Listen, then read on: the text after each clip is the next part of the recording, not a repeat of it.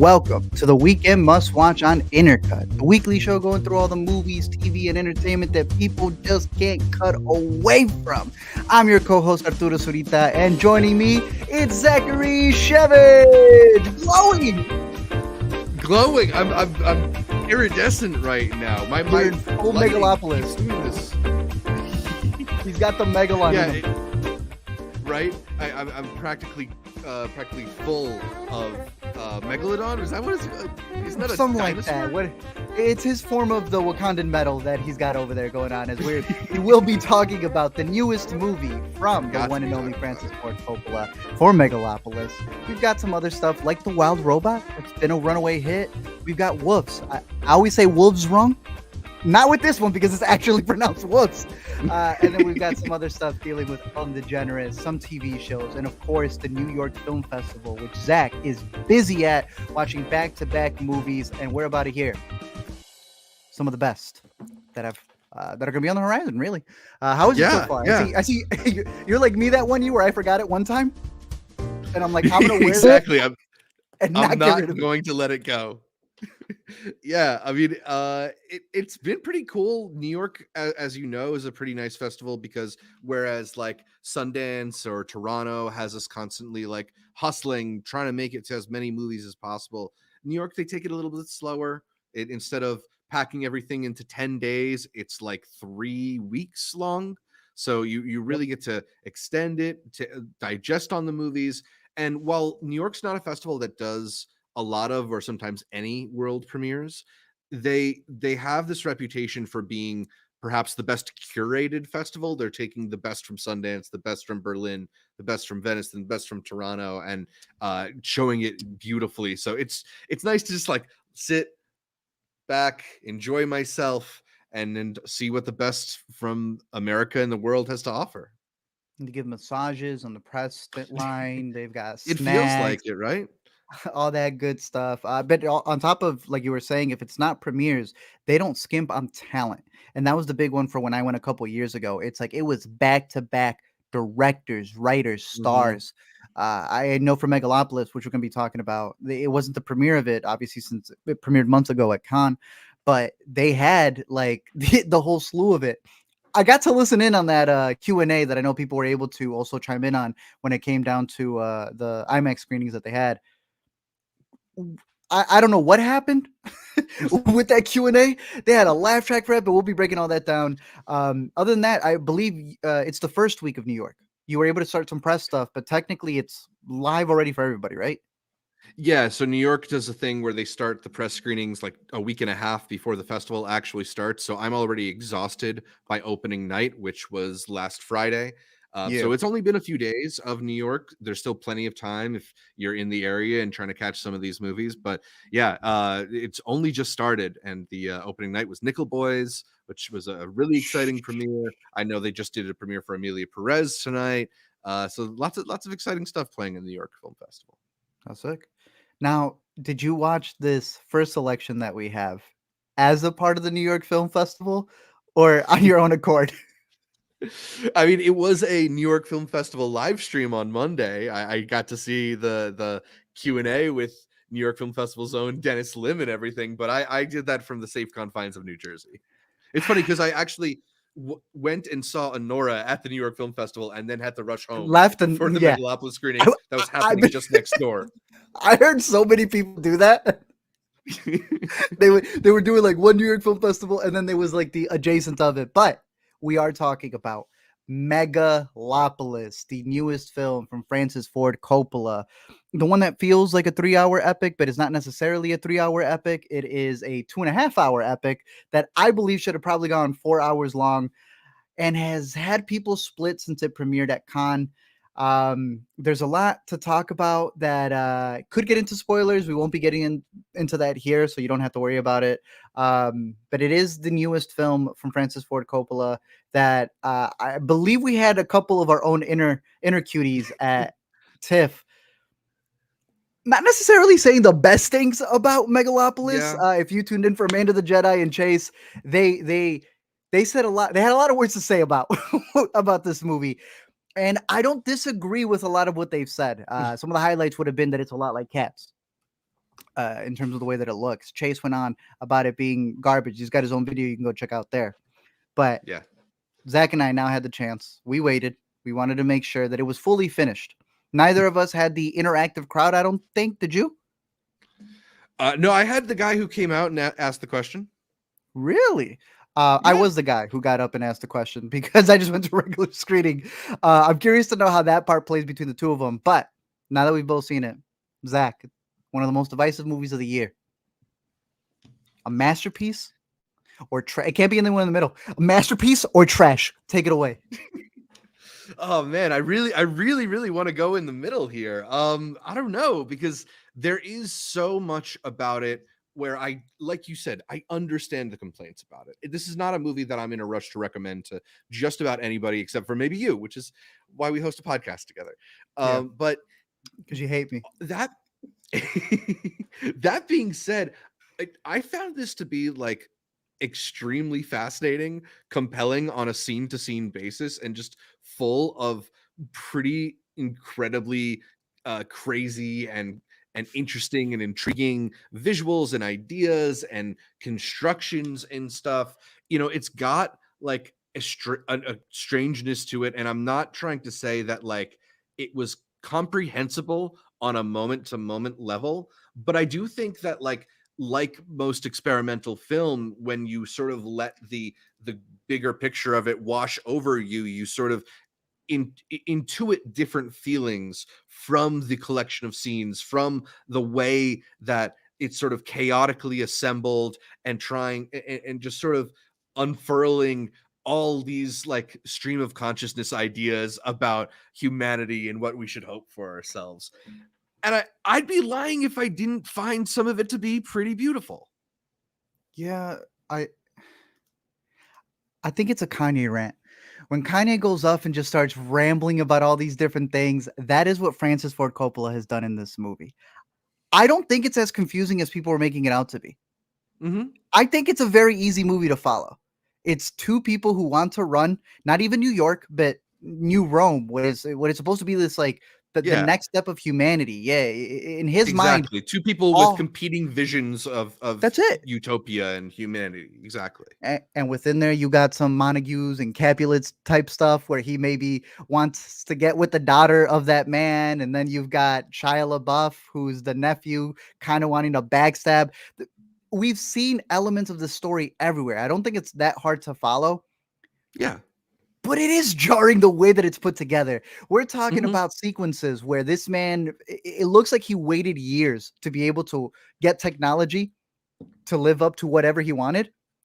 But it's a 2.5-hour movie, and another half of it feels like they couldn't even fill up some scenes. You'll have moments where people are trying to put like riots together, and I'm like, yo, there's nobody in here. They're doing the tricks where the camera's way too low so that you don't notice that they have not filled out the crowd. Some of the CGI looks a little wonky, like they could fix it the way Marvel fixes things in post. But I also found it compelling.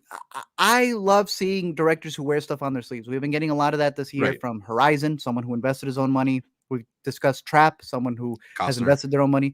Another one where Shyamalan even also had his daughter in the movie the same way. One of the most iconic people. Francis Ford Coppola had his daughter in his third Godfather movie before becoming a director. And his granddaughter in this one.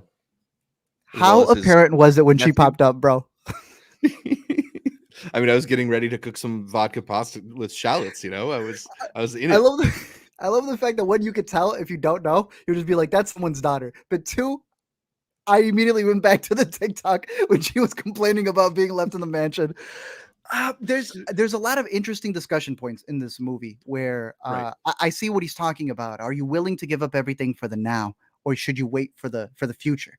You know, and there's these different ideologies that have a lot of push and pull, but there's this element of it where you can definitely see that he's got all of the actors doing their own thing, and that brings about some really interesting performances and some really wonky, wacky performances. Let's break down that first on a, like you were saying, scene by scene basis. Anyone in particular you want to start with? I mean, should we talk about Aubrey Plaza is WoW Platinum? That seems to be one of the major takeaways from this movie. Tell him. I mean, she's our girl. She's been our girl. Will always be our girl. will always be. She's a pretty uh consistently entertained presence in whatever kind of project she shows up in, and she brings a certain attitude with her that I find to be really charming, really fun. She perhaps gets the best line in this movie, talking about how Caesar can be a bit too anal. That one was ruined for me going in, and I still laughed out loud when it happened. Yeah, It's a funny movie. It's very a funny movie. And we got a question or like a comment in the live stream from Nanobotics Tina saying, I heard it was unintentionally funny like The Room. I don't think a lot of this is unintentionally funny. It is wacky, and like the tone is all over the place. But I do think that's kind of baked into what he's doing. I think he likes the silliness. I think he likes the loose feel of it. If you read at all about how certain elements of this film were filmed, and Aubrey Plaza recently talking about how sometimes she would come to set and Francis Ford Coppola would say like, okay, you're acting like a spider in this scene. Like there's a freedom to it that I think kind of there's this sort of thing gets baked into most experimental movies, and the absurdity can be silly, but it also is part of the greater point of like the tone that he's trying to set in these scenes. I agree with you. Not only do you see the behind the scenes of it, but it's one of those where Aubrey Plaza was given freedom to just go all out. It wasn't just those moments where he said act like whatever. She had said another one where her character is very entwined with I'm blanking on his name, the uncle, grandpa, Jolie's dad, John Voight. John Voight. And she said they had to play Twister, like bodies on bodies, in order to create whatever the next scene was. But one of the breakdowns that she did, and I want to see if I can find a picture here, is that early on when you meet her, everyone's like gathered together in this like big floating, it kind of looks like this, but it's not necessarily this. They're right standing over a model of New York City, and it's kind of like a bit of an arena or a congress of sorts. It was like the room is lava. I don't know what's going on, but we're not here to explain that part. What I want to break down is that she said she entered that day with a platform for her news thing, and he said, get at it. And she went, are you kidding me? So it is 100% a comedy when you have a comedic actress having to ad-lib the moments that you saw in the movie. I also think that's what makes it super wacky, is that you didn't have one chef. You had multiple sous in the kitchen throwing everything. And I think that's also what makes it, people have said you can't call it messy. It's messy, bro. That's the point of it. I have heard people describe the movie and praise the movie for things that the movie isn't. Sure, there are people who are just dismissing the movie, but also overly loving a movie in the wrong way is not the appropriate way. A lot of this is ad-libbed. He went as far as calling it live cinema, I think is what he referred to it as, where he wanted to capture them doing all of these moments the way you would in theater, and then capturing it and picking the best parts in the edit.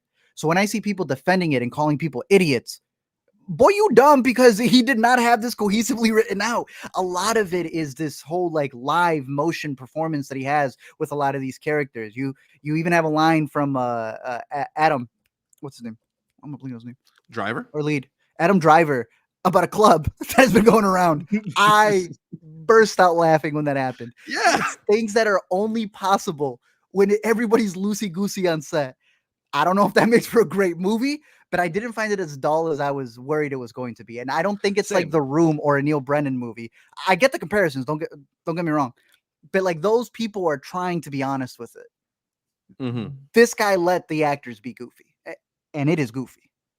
Definitely. And I think the thing that they share perhaps the most with like Neil Breen and this is that they're both very sincere movies, right? Like that's fair. Ford Coppola really is trying to put a message out into the world, but I don't think they're quite so similar in the whole like so bad it's good, one man's hubris on display on screen kind of way. I think there's like a lot more going on. And you mentioned that the movie doesn't always look great, and you can definitely see the seams. You know, for a movie that is as expensive as it was, it still does have seams in the production. But I think a lot of the design of the movie is really intriguing, whether it is the whole Megalopolis thing going on, or it is this sort of vision of New Rome, York City, where you have this mix of these almost like gladiatorial elements and Caesars and royals mixed with like the high class society that you get in modern New York. And I found a lot of those elements compelling.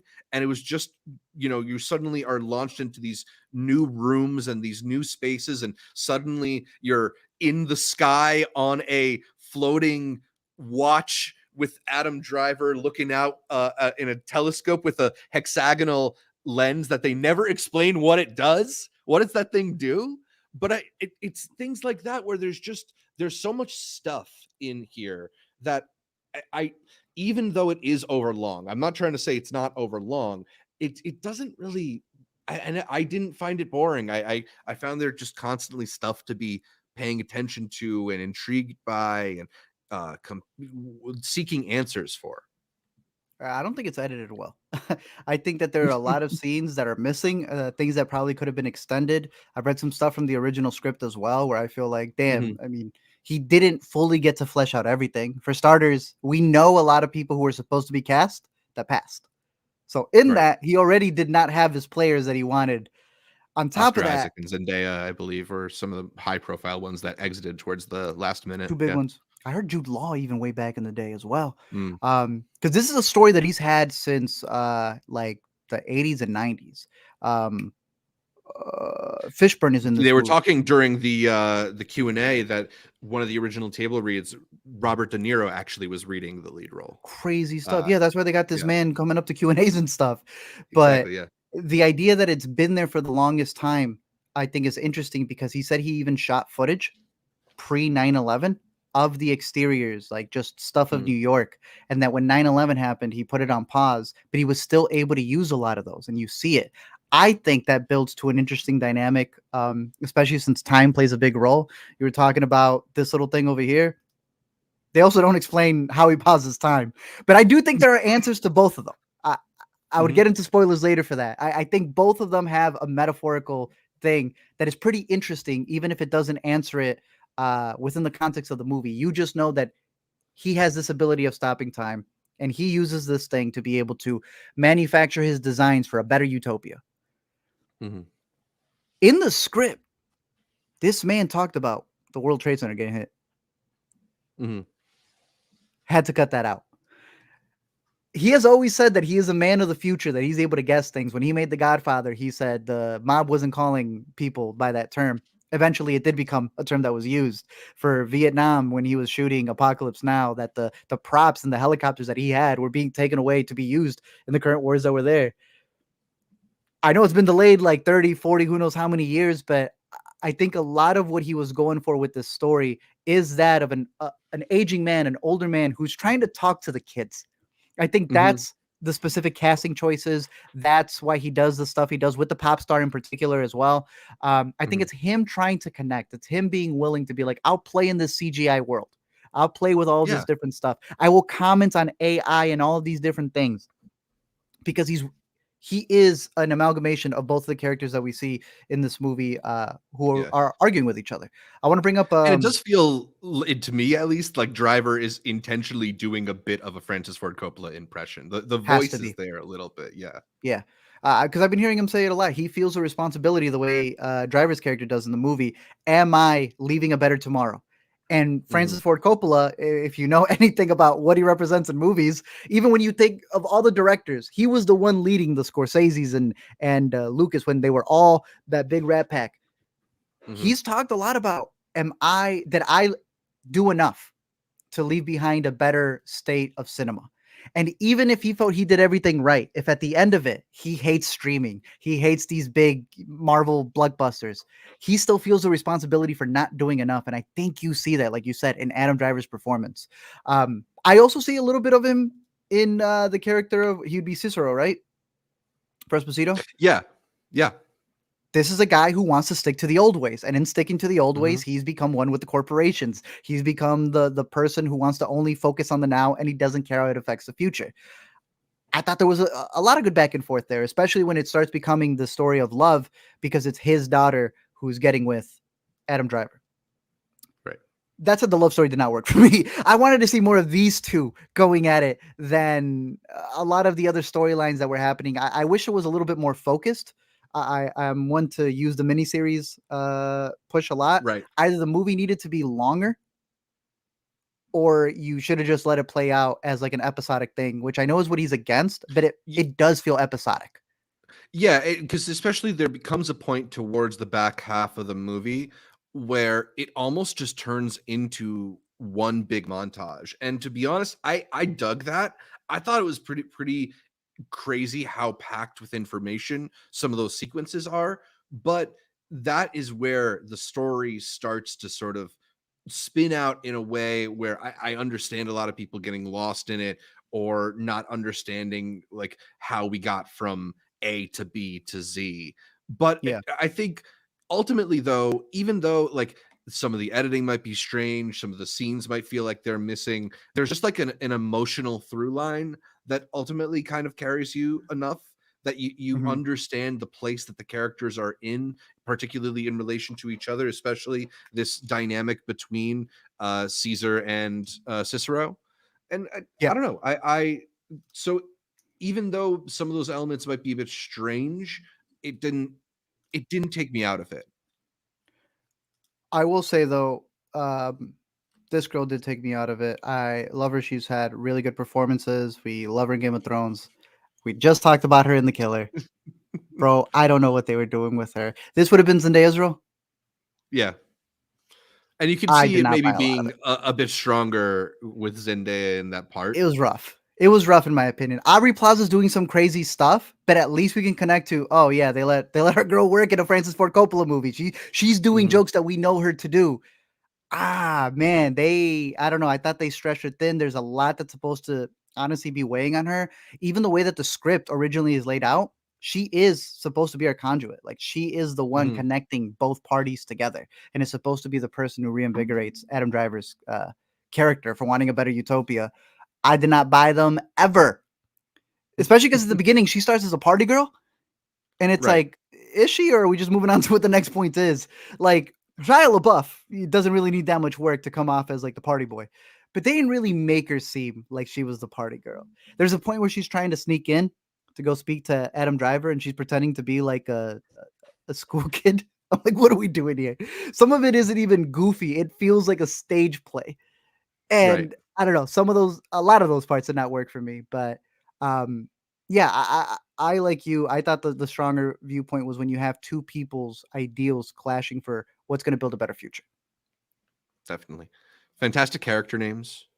All the every they would introduce a new person. Romy Mars was from Dingbat News. Yeah, and I had heard, Hysterical. Always from funny. the, what's it called? The news agency that they, like, work for, whatever the show is called, is actually based off of Gia and Sophia's, news thing that they had when they were on set Yeah. as kids. That's adorable. Mhm. There's a lot of stuff that he's clearly wearing on his sleeve. Is it all cohesive? No. I think a lot of it does come off as ramblings just because of the way that it's Yep. put together, but I don't think that it's the worst movie out there. You and I think maybe we just watch so many more movies. I also just feel anyone watching Megalopolis or is interested also watches more movies, and I think it's just the bit to be able to make a thing out of it. Yeah. 2 hours and 18 is definitely pushing a story that could be a little bit tighter. Um, but look, I did not hate it, but I was not blown away enough to become a defender of it, because The Godfather, Apocalypse Now, those Right. were hated at a certain time, but you can understand why they grew to love them. I don't know if the movie's gonna be grown to love, but the themes, what it's talking about will. Yeah, and just the swing of it, right? Like it is a crazy movie, and we just get so many movies nowadays, especially when you talk about movies that are as expensive as Megalopolis was to make, movies that feel like they're engineered and focus grouped down to the sentence where everything Oh, yeah. has to make sense for everybody. And will this joke land both in Oklahoma and in China, you know? And this is not a movie that's concerned with that at all. It is idiosyncratic, it's singular, and you never really know what's going to happen next. And that's a lot more than I can say for a lot of movies. That doesn't make me think this movie is great. That doesn't even necessarily make me think this movie is particularly good, but it did make me very interested in it and buy it. Yeah. I like what the Deux stands for. Francis Ford Coppola has been ahead of it. To me, I see a lot of people disappointed, and I think that's fair game. People cannot Yeah. hate on this movie Oh, yeah. without the lovers of it feeling attacked. Right. Buddy, that goes deeper than whatever. To me, I've always seen this. This has happened all the time where you say something about a movie and people take it personally instead of arguing whatever point you made. Chase made I think, a great video discussing why he was disappointed for it. He holds this man up here. Of course, that drop off felt crazy. It's like this man at the beginning of the movie almost falling off of the tower before he stops time. But that at the same point, people who love Francis Ford Coppola are willing to give him the benefit of the doubt. You ask them what they like about it, and they'll look everywhere. This is one of those movies where the people who love it won't review the movie; they're reviewing reviews of the movie. They like don't want to engage or explain to you what the movie is about. And I think that at that point, you're giving him the benefit of the doubt, which I don't think is a bad thing. I would just implore, there are a lot of other people who don't have his background who do deserve the benefit of the doubt as well. And you're only doing it here because you're trying to fit with the side of like, oh, well, I want to be on the right side of history. My man has had a lot of flops. My man has had movies that do not hit. He made Jack. There are a lot of movies that you never defended on his side. And I see our boy Toon talking about Trap. I think that's the perfect example for me in particular of people wanting to side with Trap as if like he didn't make a lot of movies that weren't hitting. And he's got the same thing going on here. A lot of movies that didn't hit, and all of a sudden this is the one people want to give the benefit of the doubt just because they kind of want to be ahead of the curve or something. And it's okay. Engage with the movie for what it gives you. I love the themes of the movie. I don't think it's packaged in a way where I could recommend it to people for them to fall head over heels for. But it's one of those where I love discussing it. The creations that he has of this this goofy treadmill that takes you from park to park, the ideas of whatever Megalon is and how that would become something in the future. Even the story of the you had mentioned her, the singer. They do a very goofy thing, but it's supposed to bring about this discussion of an act that is caught that compromises the lead character. What happens when a genius is caught doing something repulsive? Is the genius worth looking the other way?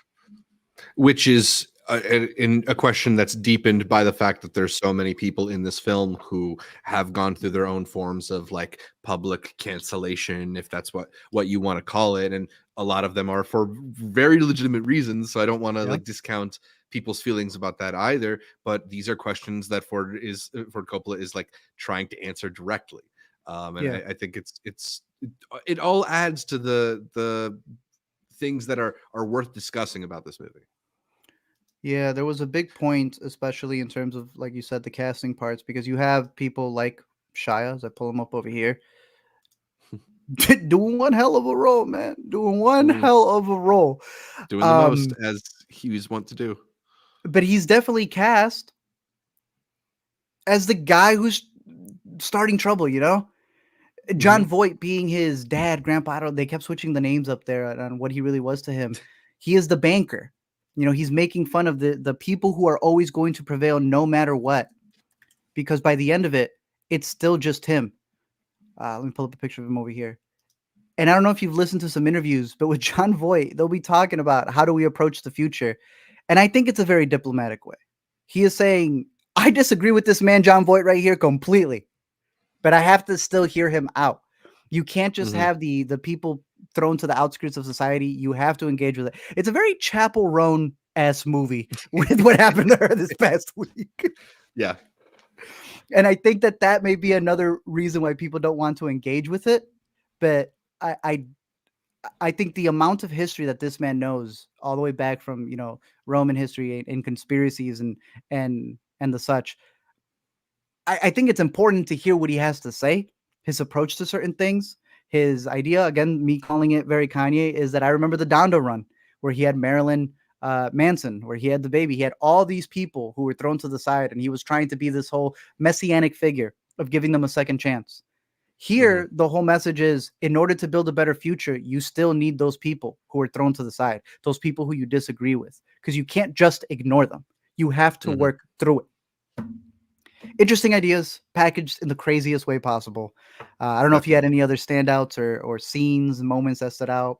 I like the new Pledge of Allegiance at the end. I like it. Yeah. Yeah, it's cool. I did kind of like where the movie ended. It's a little hokey, but I did think it was kind of sweet. I don't know, man. I just thought it was interesting. I'm not like in a rush to watch it again or anything like that, but I did have a pretty good time with it. I thought it was a pretty crazy role for Chloe Finneman, who I know most from her work on SNL, just to be like in this tableau with a bunch of movie stars. Like, she had a pretty crazy outsized role, given who else is in this movie. So good for her, I guess. It's so funny that she's also in White Noise. That's another goofy big one, but the biggest Adam one I Driver. think would be Babylon, bro. Babylon, I think, is one that I thought of a lot, mostly in its production design, because love or hate this movie got the look down right. And I think my biggest thing for this new one is, like, I don't think Francis got the look he wanted, and I think he deserves for it to look better. That's just an aside there, but yeah, I thought she was hilarious. I kept seeing her, and I she stands out too much from SNL to me, because then I saw this, and then I saw episode for season 50, the premiere, and I was like, oh, there she is. Right. So look, we've been heaping all this mixed praise on Megalopolis, but is it enough for you to go positive on the 5-star rankings? Are you going to give it a 3? Give it a 3.5? Throw a little heart on it? Nah, I'm between a 2.5 and a 3 right now. I feel like 3 maybe giving it more positive praise, because I don't think it's as stitched together as it should be. But I also feel like 2.5 maybe a little too negative. So I got to go either a 2.5 with a heart, or I got to go maybe a 3. I'm still a little conflated, but that's my realm right there. I don't think it's the worst of the worst. I have seen movies where a director hasn't tried, and to me, a Borderlands is a flop movie. I know people have discussed this being a flop. I think it's probably one of the most important parts of how you view it. This man does not see himself making a movie where he wanted a profit. This man truly thinks he's investing in the future. He doesn't think he's losing 120 mil. For starters, this is a guy who still makes money off of Apocalypse Now. So he's got a different interpretation of time. He stops time. Yeah. He really is Adam Driver. And this movie cost 120 million. The partial sale, not complete sale, but partial sale of his wine company was for 500 million. So I think Coppola is going to be all right. Yeah. To him, this isn't a film where the idea was to make money like something like Borderlands. That's when a movie upsets me. It is not there to make art, even please the fans. It is a corporate product. I don't see this as a corporate product. That's why, like you said, the comparisons to a Neil Brennan or what's his name from The Room makes sense from the idea that they're making something that they love. And I never hate those movies. I can't hate someone making a passion project. I can only hate someone not trying. Do you know the inscription on the MGM logo with the lion? What about it? Ars gratia artis. It's Latin for art for art's sake. Feels like that's a very Megalopolis coded idea. Hell yeah, that band probably has that tatted. I've never seen Francis Ford Coppola's back, but I'm sure it's tatted on the back of him. So yeah, I don't know if you solidified a rating, but yeah, I'm gonna watch it one more time, and then I'll clock that in. I think I'm between 3.5 and a 3. So maybe we hit it with the 3. A 3 so far. I'm good with that. Yeah, it's solid, good. Confusing for sure, but I'm always for a man who fights for cinema. I've heard him say that a big part of it has been he believes the theatrical experience needs to still stick around because of the idea that everyone is at home just streaming. And he doesn't even believe streaming should be called streaming, but home video. Because he's like, you guys are still renting movies. You're just doing it from the comfort of your own home. You don't own any of it. But we're getting rid of the communal experience.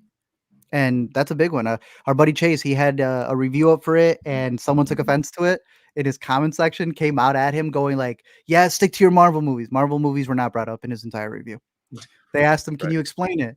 He goes, you just hate me because I like it. Chase never said he hated the man. So I had to go in there and just be like, hey, what do you like about it? And after how's YouTube go? 6, 7, 8 responses of just going back and forth. I got the man to finally explain what he liked about it.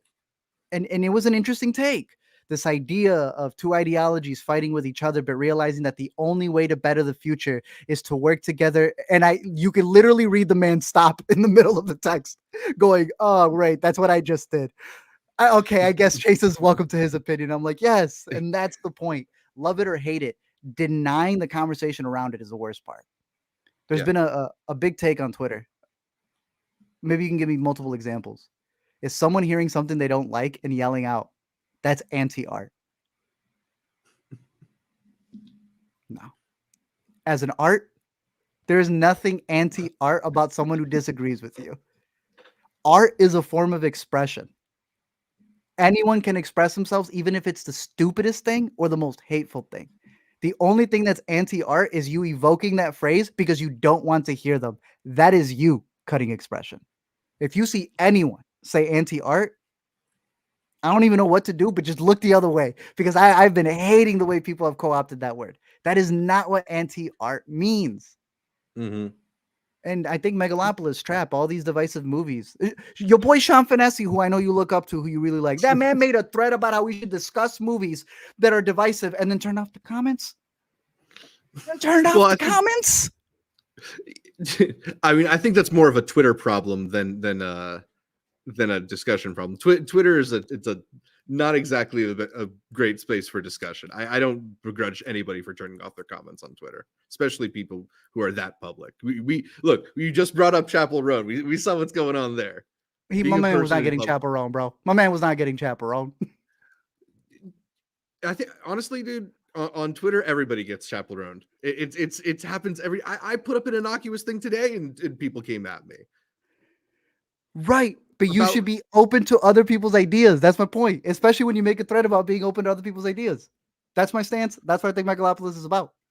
I think there's a difference between being open to other people's idea and opening yourself up to the abuse of an unfeeling internet, which is what a lot of social media does. I'm totally happy to have a discussion with anybody, but if you're going to come at me and scream and insult me from and I don't know your name even, then no, I don't have to talk to you. Yeah, but the quote tweets still have that. The quote tweets still have that. Yeah, but that's Elon hasn't turned on a way to turn those off yet. I think there's a difference between the two as well. But to me, I think when it comes down to online discussions, especially with how things have gotten, there is a difference between you not wanting to hear someone else's opinion and you just wanting to eradicate them having it. I think people have this big issue when someone disagrees with them. They'd rather pretend it doesn't exist. And I don't think that's a healthy discussion either. I think that it is okay to have, like, we don't hate this movie, but I'm completely fine with the way Amanda and Chase vented about it. And then there are people who really love it. And I've been hearing very interesting takes, especially for those who have followed Francis Ford Coppola for a while. But I saw Chase retweet another one where a guy had said, if you don't like this movie, then you don't like cinema. You don't like movies? Yeah. Bro, and that's what I'm talking about. Like, those blanket statements do not help anyone.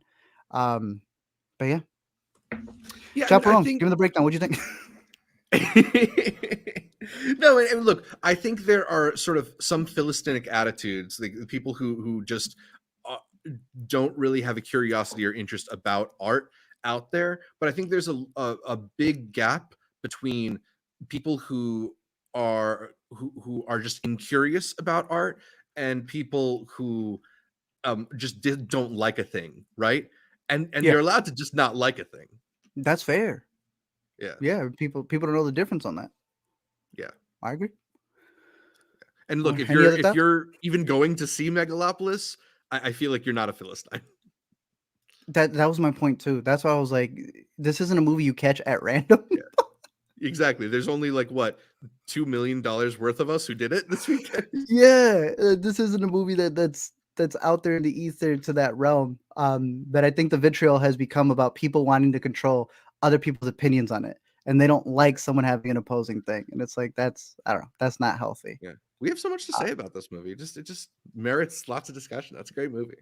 And that's a good movie. Even if I don't want to see it in the theater again, that's a good movie. Yeah. And even Speaking of seeing it in the theater, you talked about the live actor element. I did actually have the live actor oh yeah, element tell at me. my screening. Biggest waste of time in the thing. Even as a person who is defending this movie and enjoyed it, it is not particularly well executed. And I feel like part of that is like if you're not seeing it at like a nice theater, like in a con film festival type of setting, where everybody has hopefully decent sight lines, it's one thing. But like in my AMC, like there's a little guy by the emergency exit, and suddenly you see like a flashlight for a second, and you can't tell whether it's like somebody coming in to clean up some popcorn or it's the actor. And by the time you have any idea what's going on, the line's over. It's how they give a warning too, which you gotta have to nowadays. Someone will be Yeah. coming in. Yep. Yeah, because that scene, it's out everywhere, so I kind of knew what it was going to be, and I really like what he says there because that's technically the best quote to wrap up the review. In that scene, it's like 1 minute discussion with the guy that's pre-recorded, right? Like he's not even actually Yeah. speaking into a mic. No, And I his think it's response Jason is, Schwartzman actually. "It's who? I think it's Jason Schwartzman actually reading the line. What do you mean in the movie or the guy at the screening?" No, I think it's recorded into the movie, and there's just an Yeah, actor yeah, going out and like lip and syncing saying that, almost. but it's supposed to be Jason Schwartzman. I think so. Sheesh. I don't even know what that would add to it, but yeah. Also, since you mentioned Jason Schwartzman, bro, Dustin Hoffman's in the movie. I like the person who said like his last scene is like a Family Guy cutaway gag. Honestly, like I want to say what it is, but it's so goofy how he leaves the movie. Um, Yeah. yeah, I I don't think it added too much to it, but in that moment, the question that he is asked, he answers it by saying that being able to discuss things forwards and backwards is what builds a utopia. It is Right. not silencing the people who disagree with you. It's being able to take a different take, someone who's on the opposite spectrum. And that's when you're living it. So congratulations, Zach. We are living in a utopia right now. You know, you don't know the good moments. So you look back at them and realize, damn, we were in them already. We're in a utopia. There we go. Yeah. Open up the comments everywhere, guys. It's over. We're set.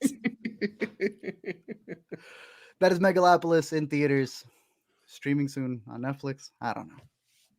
Yeah. I wish I knew what's going on with my lighting. It keeps going back and forth. It's the Megalon, bro. It's the Megalon you Yeah, consumed. to me, this is why we're not living in a utopia. I'd have better There you lighting go. in a utopia. It's a spotlight. Look at it that way. As we spotlight I'm this next the movie. actor asking Adam Driver a question. There you go. Wild Robot, the movie that you were able to catch over at the Toronto International Film Festival. You had even said Yeah. that this is a big contender for a film that might make it all the way to the Oscars and win it. You know what? It's pretty good. I Yeah. thought this was delightful, Yeah. fantastic, and heartwarming. Are you ready to go like full on capital M masterpiece, as I think a lot of the early buzz is? Because that's where I have some hesitation. While I'm firmly in favor of this movie and like it and want to see it, go all the way to an Oscar nomination, people are saying this is like the best movie DreamWorks has ever made. No. Yeah. No. And even for the Oscar talk, I don't care if it wins or it doesn't, but I'm glad that it's in contention for people. I just was not expecting it to be that good because I felt nothing from the trailers. I'm like, okay, this looks like the Puss in Boots animation because it's coming from DreamWorks, same people who worked on that. But man, the idea of this wild robot that gets stranded out in the middle of the woods that has to raise a gosling was just so freaking cute, dude. The Yeah. way they learn from each other, this idea of the Gosling not being able to fit in while she's not able to fit in with her own robots and stuff. So much of it worked. I heard people invoking a poster that I always stare at, the Iron Giant, and I would lash out for comparing it to a masterpiece. But you know what? It is a junior Iron Giant. I don't think it's as good as it. No. But for it to be in the same like sentence as it, I think is a really big achievement. Really good voice acting all around, from Lupita Nyong'o to the multiple actors who do the Gosling, and this damn dude, bro. I didn't know Then I did know. Then I'm watching the movie and completely forgot. Pedro Pascal did an incredible job with the voice acting. Is this his Yeah. first? That I can think of, at least. I mean, aside from The Mandalorian, but Fair. I feel like he's completely unrecognizable, at least from his voice in most of this one. Yeah, no, he was incredible with it. Also played a very interesting character in the Fox. I just loved everything about this movie. I thought it was very uh, engaging in its characters and the way they worked with each other. There are some moments where it obviously gets a little cartoony, very Zootopia-ish, Mhm, but I thought it still served the purpose of the story, but also its themes of you have humans that are always bickering and fighting with each other. Animals that are prey and predator can maybe come together before they ever do. Yeah, there's a lot of good stuff. I can't recommend this enough. We were debating between watching it in 3D and Dolby. I'd be curious to check out the 3D. I just did it for Transformers. I was able to catch that mhm, one in both 3D and non. The Dolby, though, was exquisite.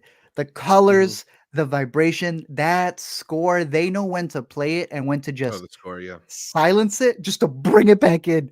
I liked a lot of elements to it. I don't know if you had any extra thoughts having seen it, catching it at TIFF, but honestly, this is one of those where even catching it early at a film festival with a big audience like that, I think would have been worth it.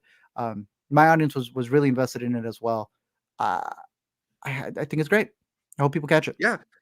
I think the first, like, half hour to 45 minutes is particularly excellent. Like, they really just sort of throw you right into it, and it's sort of visually impressive, and there's, like, a fun physical comedy to it. It almost has, like, shades of Wall-E in that there's, like, not a lot of spoken dialogue, or at Yeah. least, like, back and forth dialogue. It's Mhm. more just, Lupita Nyong'o's robot character repeating the same couple ideas. Then I think as it goes along, it becomes a little bit more cliched and maybe a little more trite in terms of its whole arc of, like, the difficulties of motherhood and the sacrifices that you make for the next generation and stuff like that. But it's all done well, and it's all, heartening. Some of it's pretty funny. The character work is pretty great. So I Yeah. enjoyed it a lot, and I think more than anything, this is a movie that young people will really, really love. Hell yeah. Through and through a family film where the kids are going to be uh, just invested in it. But there are some really funny jokes. Catherine O'Hara is on Mhm, a run, dude. She plays the mhm. I think the opossum mom. There's this one bit. It's already out there, so I'm glad we have the clip out there. But like she says something along the lines of I have 7 kids, and then one of them gets eaten, and she goes, I have 6 kids. Yeah, That well and like and what? What happened? speaking of that speaking of that run, she's gonna be in, Last of Us Season 2 as well. It's something that we're going to be bringing up. Yeah, that frame of Yeah, her in that trailer also looks pretty dope. But overall, yeah. really great voice cast, really great animation, and an incredible story. The Wild Robot out in theaters, highly, highly recommend it. Yeah, surprised me. Didn't think it was gonna be that good. Ate my words. I'm a big Wild Robot fan. When they say the line, bro, I was like, let's go, Wild Robot. Really good, Out really of good. 5 stars, how high are you gonna go for Wild Robot? Damn, bro. Honestly, dude. Honestly, The full this 4? goes up there. Four. This goes up there with my Nice. migration. I know you haven't seen migration yet. I think it's Yeah. very I still think it's very similar. Another one with birds and family and all that stuff. I think, Mhm. this has better animation, um, better voice acting as well, but I think that's a good double feature, The Wild Robot and Migration, but, I know this is based off a book, I didn't realize that, and the Yeah, book came out in and the book is a 2016. trilogy, so we're probably gonna get more Ooh, Wild Robot movies given that this movie hell ended up yeah. in number 1 in the weekend. Nice, that's good to hear, yeah. It feels like one of those books that was written back when, like, we were kids. To be able to Mhm. capture that magic, and now being able to update it with, like, an AI robot, really good stuff from the author, so it's good to know. I'm very excited for what's coming next. Wild Robot Yeah. in theaters. I'll I went 3.5 on my rating, but I'm willing to come up to 4 for the collective Do Intercut it. rating on this one. Come on. Yeah, let's All right, go. let's see. The next one that we have is a movie that played in theaters, but then you blinked and it was out of theaters, even though it stars two of the biggest actors, honestly, even to this day. Wolves Yeah, stars George Clooney and Brad Pitt as cover up guys, cleanup guys, I guess, technically, um, yeah, Fixers. who have a lot of stuff to deal with when they both get hired to do the exact same job. We Yeah. caught it over on Apple TV Plus because, well, you break down the deal that they have for this. Yeah, so it was originally going to be a wider theatrical release and be in theaters for several weeks. And then ultimately, the people behind this movie decided to take a deal in which it would only get that 1 week theatrical run, the limited theatrical run that Art was just mentioning. And in exchange for that limited theatrical window, they are Mm. they were guaranteed a sequel. So we are getting Huh? Wolfses or Wolves are Wolves 2 or something. Werewolves. making deals like the New York mayors out there. I thought it was cute, honestly. This is Yeah. so slowly paced. It is such a dad old man movie. There, Mhm, it kind of tested my patience at points, and then it would do some mhm. stunts. There's a stunt with a beeper where they're looking at the beeper. That bit kills me. It is paced for these older guys who are fully living, or honestly leaning into this idea that they're not as youthful as they used to be. It feels like an Mhm. Ocean's movie where they know they can't afford everybody. So here's a spin-off starring these two. Yeah, I mean, when they sort of went straight to almost not straight to streaming, but limited release and then to streaming, I guess I had some concerns that the movie wouldn't really be that good. And it's not, I wouldn't say it's great or anything like Yeah, that, it's but not a it's knockout. Don't get it entertaining. twisted. Yeah. Yeah, it's solid, and these are two actors in Clooney and Pitt who have a pretty easygoing chemistry with one another. So that it does sort of evoke some of those Ocean's movies. I wish there was a little more dynamicism to their relationship. It kind of Hmm. starts in one place and basically stays in that place for almost the whole movie. But there's Hmm. like good bits in there, and they give themselves pretty interesting things to do. I also thought that Austin Abrams, who essentially plays like the third lead of Knocked this it out of the movie, park. was a lot of fun. Hell yeah. The moment he appears, there's this big sequence in particular where he has to give a whole speech just dead on. And I had just Yeah. finished the Menendez episode. I don't know if you've caught any of No. the one on Netflix. Is he Episode a 5. Menendez? He is not a Menendez, but there is a whole episode where it is literally just on the brother Huh. interrogating him. Mm. He's got what, like a 2-minute speech? Mop that whole scene, bro. He is so good in this, especially because he's Yeah, acting up against juggernauts, legends. some of the legends.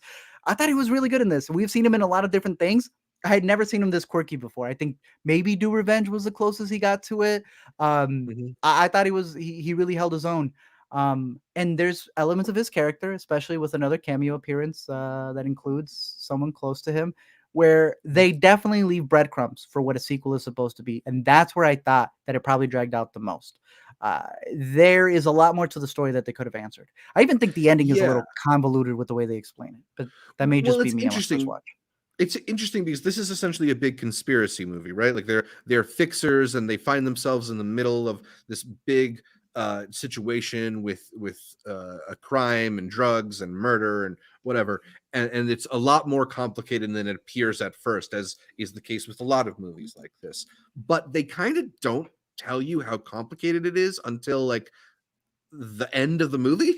And that's was just like a confusing way to end. It makes more sense when you know that they're going to do a sequel to it, but it is a little bit of, that impatience that you feel. It feels like a lot of that should have came much earlier to get you invested in the film so that you're not just sort of hanging out with these What? dudes. I agree. Because now Yeah, it feels like they're leaving it for the sequel, and it's like, nah, you need to sell me on the sequel that you're getting. It very much feels like they knew they were going to get one to begin with. right. So, yeah, I'd say that it could have been a little bit more cohesive, and I think honestly, it's better that it's on streaming because it made me enjoy the viewing of it better. You know how my rating system works. I think in Right. theaters, I may have lost a little bit of my patience with it, but at home, hell yeah. This is what I Yeah. think an Apple streaming movie should be. It should look well. It should have big leads in it, and it should be able to stand out, maybe not be a theatrical movie, but not your average, like what people assume a Netflix movie is. I don't think this would Mhm. fall under that cliche. Yeah, it's definitely better than like the pejorative Netflix movie that we often talk about. But it is like a solid movie to watch while you're on your phone, which is not Yep. exactly a compliment, but not exactly an insult either, because it's entertaining and it's there's fun stuff in it. I don't know if the whole like Croatian wedding dance sequence in the middle belonged. That felt Right? a little hokey for a movie with this much talent attached to it. And I also like, I feel like John Watts could have maybe done a little bit more with the look of this movie. It's a little flat for my taste, but A little bit. nothing Maybe I'm comparing to nothing that really Spider-Man. offended me. There's a Sorry? slow-mo sequence. There's a slow-mo sequence that Yeah. happens in the movie where it's like, okay. It's like, did you practice this with Tom Holland first, or? And then it just keeps going and going and going. I'm like, yo, we are on a completely different timing here. It is the slowest slow-mo you can find. Yeah, I thought it was decent for what it was. I think especially in comparing it with the Matt Damon one, The Instigators, that had a little bit more hump to it. But again, that's why I'm saying I feel like they're making a bunch of different right. Ocean's You're saying movies. you preferred Instigators? Because I think I preferred Instigators too. I think there's a little more Yeah, I clever. think I may have given it half a star more. I think Instigators is a little bit better than this. It had more funny moments, and it kept it going a lot more. I'll be quoting a lot more things from Instigators. Same. But there are scenes in here. I really like that beeper scene. I like when they're arguing at the beginning. They're just, they're the slowest they've ever been in Wolves. And that's better at the comfort of your own home. Playing on Apple TV Plus with the sequel coming, I don't know when, because they leave you with a cliffhanger. Yeah. Probably 2 years from now, I guess. That's the general case of these things, right? Maybe, I guess. That's way too 3 long, years. bro. That's ridiculous. We They won't went be 3 here in stars 2 on years. this one. I went 3 flat. 3 flat. I'm okay with that one. 3 flat. 3 flat for Wolves. This next bit I have not seen. I don't think you've seen either, but you said you had some feedback to this. I saw the intro and I went to bed. Ellen DeGeneres is for your approval. I will finish it and I'll come back with further thoughts later. But tell me what you had to say. What you heard. Well, so I didn't get a chance to watch this, but I did read about it in Vulture. Shout out to Vulture for writing a bunch of articles that I genuinely enjoy. The title of this one is called Ellen DeGeneres' Netflix special has 70 applause breaks. And I thought it'd be a good opportunity to talk about one of our favorite / least favorite trends in modern comedy. Clapter, the thing where comedians kind of lean into getting the audience approval and go for claps rather than laughs. It's Very just lame. Yeah, very lame, but very fascinating thing that we're seeing a lot, particularly in comedy that has political skewed, inclinations towards it.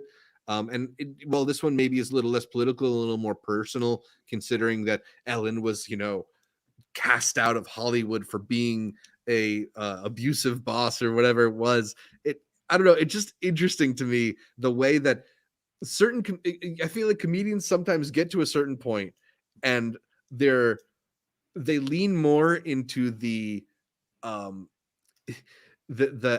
the fan base backing them up than they do into just genuinely having funny quotes and stuff like that. Like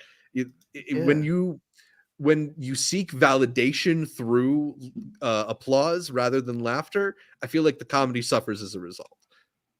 Because there is no comedy. It's like when you and I talk about documentaries. What are you documenting? Or are you just making a puff piece for yourself? Damn. This whole thing just feels like a puff piece to make her stand out. Nah, where are the jokes? After I saw that intro, I was like, you're literally just doing a bit to like whip yourself in the back. I think it's the corniest title I have seen for a special when you don't really care. What you're saying is you're too rich. I knocked out of around the part where she said this one bit that I found hilarious because Blink Twice is now out on VOD. And there's this bit that they make fun of people who buy chickens. I've worked on myself. I've gone through so much trouble, but I've bought chickens. This girl really says, I bought chickens. Like, she goes, after everything, I've worked on myself. I bought chickens. I was like, there is no way you are still the cliche that is out there. There's always that joke of that the moment a meme hits the Ellen DeGeneres show, that's when the meme dies. Yeah. This was dead on arrival. It was post-mortem here. A lot of these jokes were just... And it sucks, though, because I do think she's talented. I do think she has charisma. No, she was around for a while. Exactly. She became a legend for a reason, but I think that's sometimes the case with these comedians as they get later into their careers is they maybe they stop coming up with the material that made them stand out in the first place. Yeah, but hey, it's out on Netflix. They come up with what 3 comedy specials a week, even if they're not that special. And look, if you've watched it and you actually find it funny, let us know. Maybe we'll check it out. I Stop! do Don't think ask a it's really question. funny. Don't ask a question you know they're not going to answer.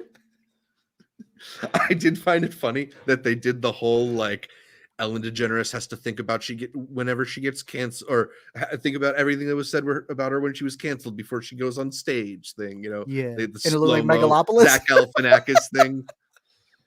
She walking around the headlines. Oh, the crazy Yeah. stuff. I was like, all right, bro. All right, take it easy.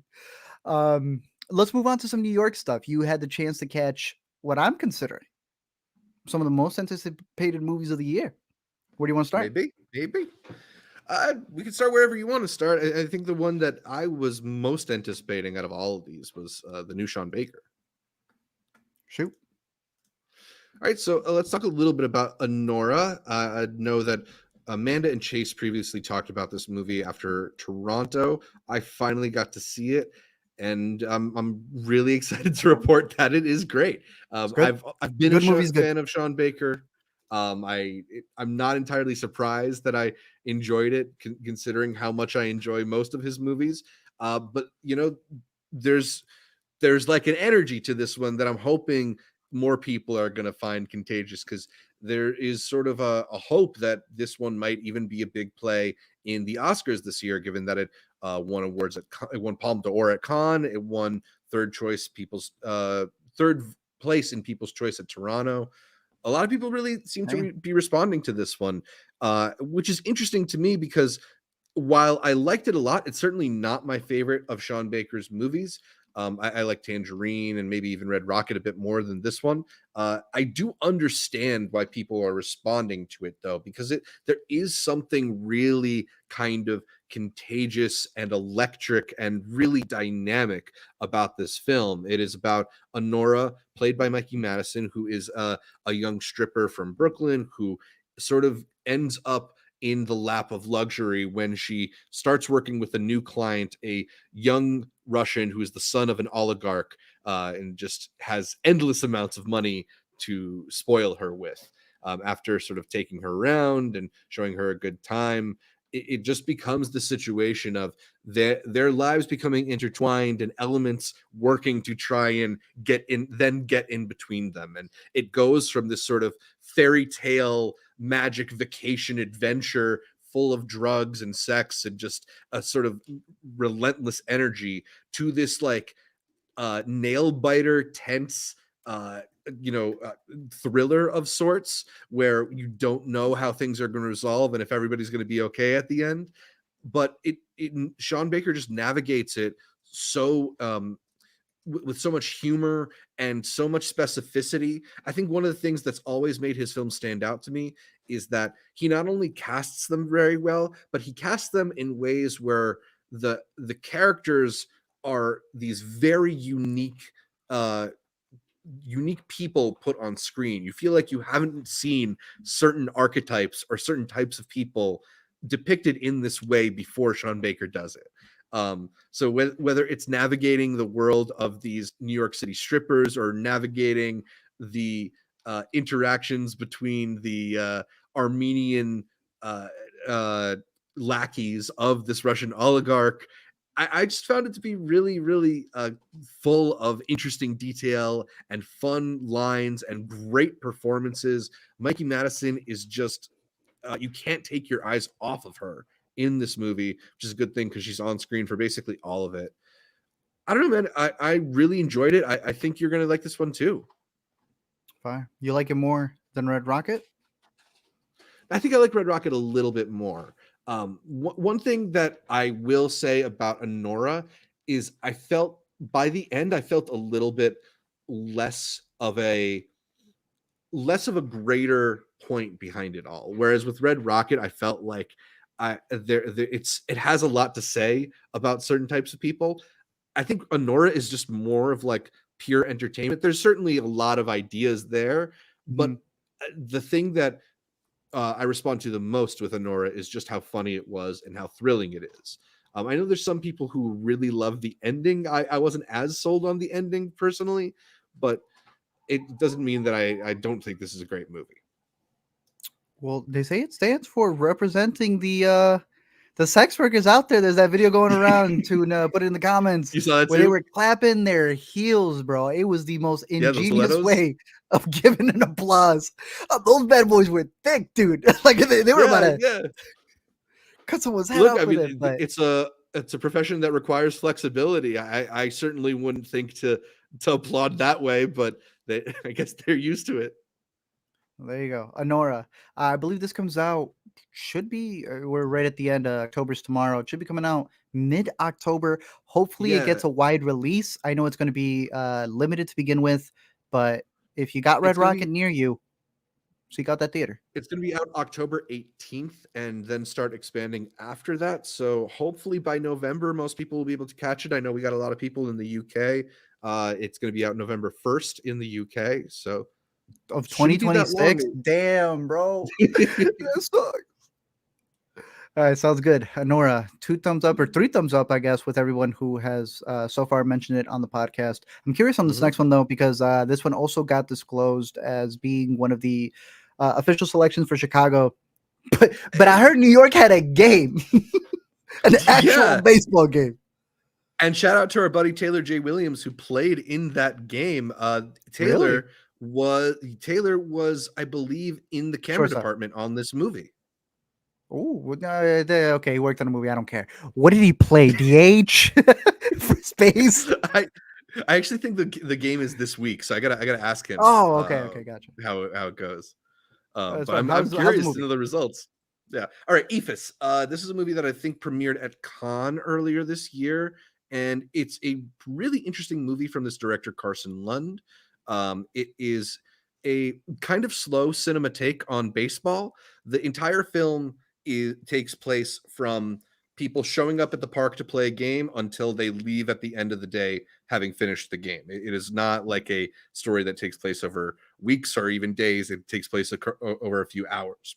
And there's not a whole lot of plot here. It Okay. reminded me of films like Patterson or Showing Up in that way, and it is mostly Okay. about this environment and these characters and their interactions with each other. Because this is about a couple of baseball teams in a rec league who are facing off against each other in and certain elements reveal themselves over the course of the film, but really what it is just all these like interesting personalities, all these disparate characters. Like, who is the kind of person who, as an adult, is still playing in a rec baseball league? And all the strange characters who not just play in it, but sometimes show up just to be the umpires or to be the scorekeepers and stuff like that. And it's a film where as soon as a character starts speaking, you have a really clear idea of what that type of person is, what their sort of disposition towards life is and stuff like that. And Interesting. I think that's one of the things that's really strong about it is how idiosyncratic in certain ways that it feels and how lived in it feels in other ways. Like, this is definitely the project of somebody who has spent a lot of time killing time in baseball dugouts. It also looks pretty incredible the way it's Looks shot, interesting. particularly as the film goes longer and day starts to turn into night. The cinematography is beautiful. I'm sure you've had this experience growing up where you're outside playing ball with some people and you maybe stay a little bit too long and it starts to become a little bit hard to even see what's happening. I've never seen something depict that kind of scenario quite as perfectly as this film does. And the way they're able to light it, you just sort of feel like you're there, like you're trying to finish the game alongside them. Um, it's not the most exciting plot or anything like that. It's not always laugh out loud funny, although there are certainly moments. But I did find it to be pretty interesting and pretty compelling, and pretty beautifully assembled as well. So if you're into sort of like a slacker indie comedy kind of vibe and a little bit more low key movie, I think you'll enjoy Eephus. Sounds good. Sounds interesting. Right up my alley. I'm curious Yeah, for this next big one guy, because right? the who? You're a big baseball guy. Bro, doubleheader today. Did you hear about the Atlanta The versus Mets? New York Mets? I don't know if are you more a Yeah, Mets fan or a getting Yankees fan? I'm more of a Yankees fan, although I know that doesn't win me Pretty any indifferent. favors. I'm not like a Or yeah, pretty but indifferent I just got on the sport. I'm a little more indifferent. Yeah, like it's just fun to celebrate when the Yankees win is more what I am. Yeah, I mean they're up there. To me, my brother and I, our bid is that it's Dodgers Yankees for the World Series.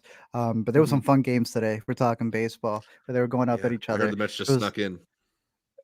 dude, it was pretty crazy. If I have Yeah. to, if I have to talk a little bit of baseball, I'll pull one little thing up here, which was the fact that there was an interesting series in terms of the wild card, where in order to be able to get into it, both teams had to win one. But Mm. if any team lost both games, and the reason why they played both games is because Atlanta got rained out because of the hurricane. Crazy stuff. Obviously, we've been following that as well. But there was this hilarious bit where, as long as the team split it, they were both going to make it. But if one of the teams lost both games, that means the Braves were going to be able to go on ahead. So it was this very So if they just like confusing. agreed to go 50-50 on it, Yeah, they would have if both they been agreed to go fine. 50-50, would have been fine. There was a little chart about it. You make the playoffs, if they split, Diamondbacks don't, Braves this. Either way, the worst team's still going to be the White Sox, who broke the record with 121 losses. Yeah, Losers, absolute dweebs. Shy You know, City, baby. it was 108 years that the Cubs didn't win, but you know what? We didn't have 121 losses in one season, baby. Come on. Baseball, gotta love it. Eephus playing at New York in the Chicago International Film Festival. Hey, yo, tell me about this movie, Maria, because this trailer looks crazy, and I heard rumors that this may be her best performance, and it sounds like they're not lying. Yeah, this is the new film from Chilean director Pablo Larraín, who we've discussed quite a bit, I feel like, on the podcast between El Conde, which came out last year, and I think we both really responded to, at least the way it was shot, and the last two films he made in this sort of trilogy of films about powerful women who exist in the spotlight. Those being Jackie from 2016 with Natalie Portman and Spencer from 2021 with Kristen Stewart. This film is about Maria Callas, who was a iconic opera singer. I didn't know that before this movie. I'm finding out for this. It's sort of about a period in her life after she's been through most of her success, and she is sort of searching for what's next. Can I come back? What does it mean to have left this legacy? And sort of towards the end of her life. You have Angelina Jolie playing Maria Callas, and she is pretty remarkable here. There are some sections in which she's asked to sing, and it sort of feels like a clear lip sync to me. And in those moments, it maybe feels a little wonky, but the emotional truth behind it is always right. It's always on point, and there's just like a layered nature to her performance in that you'll see her saying the words, but you'll see a different emotion behind the eyes, and it's so palpable and fully realized. It's a really excellent performance from her, which shouldn't be a surprise given that Lorraine's last couple of movies have featured Natalie Portman, uh, in Jackie, Kristen Stewart in Spencer, both got a lot of praise for both of those films. That's not the thing that really is more of question to me. Ultimately, I haven't really been a big fan of any of these Pablo Larraín films, in that like I find them to be these mood pieces that are really really like tightly wound in a certain way. I find they're very cold, and a lot of times that's sort of the point of those films, is to leave you feeling a bit cold. But it just I don't find it very involving. I don't find it very intriguing, and I want a little bit more than what he gives me. In this one in particular, so much of the dialogue is so preciously crafted, where like every line is meant to have so much weight and resonance to it. There's a moment where Maria Callas is taking some medication, and her butler asks her, what have you taken? And she says, I've taken liberties with the world, and the world has taken liberties with me. It's like, ma'am, we're talking about the pills. What pills did you take? But it feels like everything could be ripped and put into a fan cam. And there's certainly like some people who enjoy that style of writing. I just found it to be too on the nose, not enough mystery or things to really puzzle over.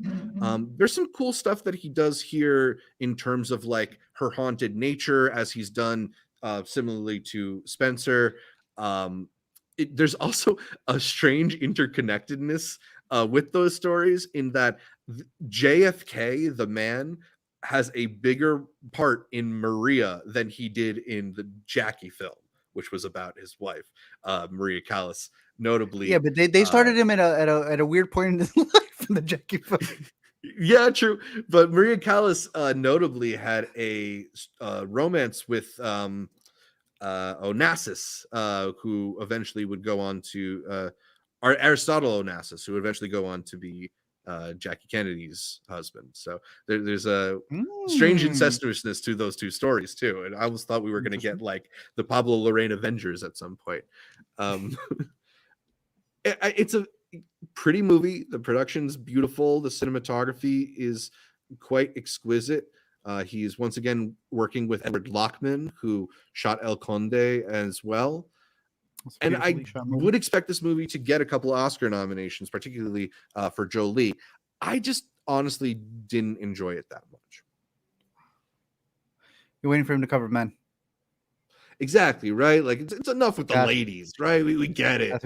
You're I'm curious for it. Like you said, all of his movies look very well shot. I feel you with that coldness. Many times it feels like he's trying to speak for them, and in reality, he's also just using them for content. Like every single time, it's like how sad were their lives. But sometimes it makes for some of the best memes out there. Alina and I had a good laugh. There is a Criterion Closet over in New York. Have you been able to see it? No, it was only there for the weekend, and I didn't go in over the weekend, but they're bringing it back next weekend. I think I might give it a gander next weekend. But have you heard there's like 8-hour lines, people standing in the rain just to get into the mobile Criterion Closet? I saw when it pulled up in the rain, and it's like, bro, yeah, how are you going to get all the DVDs dirty? Like, there's going to be puddles for the lower ones and everything. Right? I have no idea, but it looks pretty cool. I'm curious to see how they roll that out. I'm hoping that they're filming people inside there picking stuff. I don't know. Is it like the Twister thing where you walk in and get as much money as you can that blows around you, or? So the way that it works is that after you stand on the 8-hour line and with your wet umbrella and everything, you can set up your own camera if you want, and you go inside and you can pick out as many movies as you want, but they're not free. You're getting a 40% discount on them, so you're still paying. Like, that's still kind of fire, though. Store. Yeah, that's I mean, kind of good. The thing that is free, I think they give you. They let you take a Polaroid with your DVDs in the closet, and I think they might give you a tote bag as well. So that's really cool. Cool. Not for 8 hours, but it just feels like cool. It just feels like every wannabe film influencer in the New York City metro area is trying to do their own version of the Criterion Closet videos, and I'm just sorry you're not as interesting as Bill Hader. You're not. We'll be standing in line next week. We're ready to get our own Polaroid. I hope you meet me. Yeah. Well, it looks pretty cool. I'd go in as long as the line wasn't crazy. The 8 hours is kind of ridiculous for a mobile Barnes and Noble if it's just going to be 40% off. Right. Like we could just go to Barnes and Noble and we might even get 50% off if it's the right you month. might actually find the one that you actually want. But all right, that's pretty interesting. Let's keep it going with this next one, which when this premiered at Telluride, it felt like it was going to be the one to shake things up, the one that nobody saw coming. I know it's based off of a book. We know that the writer is a pretty prolific writer. Mm-hmm. If this is the first time you're hearing about it, let's hope that Zach has some good things to say about Nickel Boys, because I heard that this may be the runaway hit of the year. Yeah, I've been anticipating this one. As you mentioned, this is an adaptation of the novel by Colson Whitehead, and Colson is a pretty renowned writer. His another one of his books, The Underground Railroad was turned into that phenomenal Barry Jenkins Incredible. Amazon series from a few years ago. I read this one in anticipation of this movie, and it's really great. But then there's a moment that just sneaks up on you towards the end and got me in my emotions. Really made me In the tear up. book? So I was in the book. So I was so excited for this movie.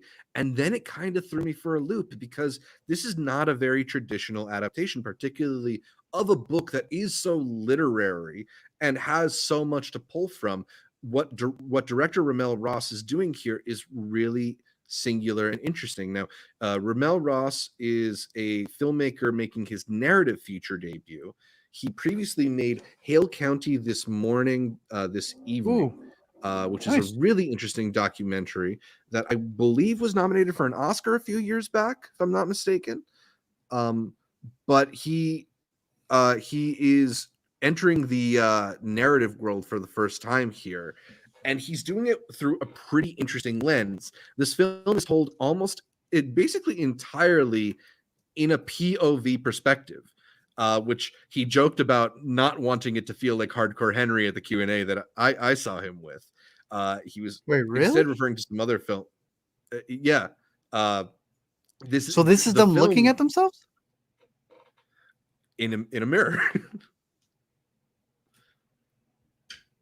It's a film that it almost employs like the Jonathan Demme technique of people looking directly into the camera, because ultimately they're looking at another character in the film, and what that does is really put you in this perspective and get you centered in the experience of these characters. This is a story that chronicles a friendship between two Black teenagers who have been sent away to a reform school in Florida, and this is based on a pretty notorious story of abuse that went on in one particular Florida reform school, and I forget the name of the actual place that this is based on, but there's all sorts of awful reports of abuse and bodies that were buried in the school yards and stuff like that.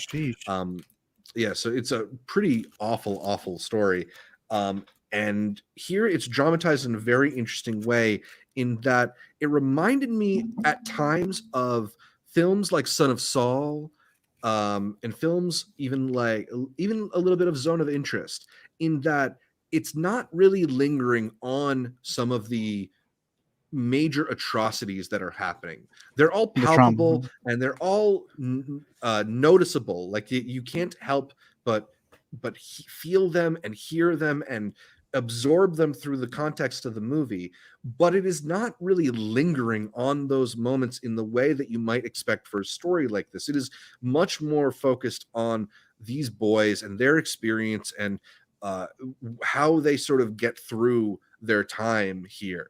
And I found that to be a really compelling way of shooting it.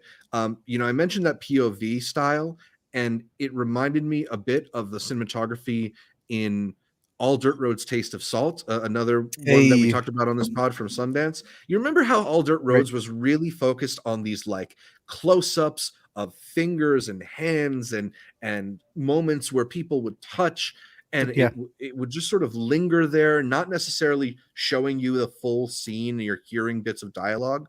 This has a bit of that too, in that like sometimes you won't be turned toward where the action is, but in a way that makes sense, because you're still in the room, you're still witness to these moments. And I think there are some people who might find the assembly a little bit distancing, because it doesn't spell everything out for you. You don't get everything in clean two-shot coverage where you can see every character say every line of dialogue.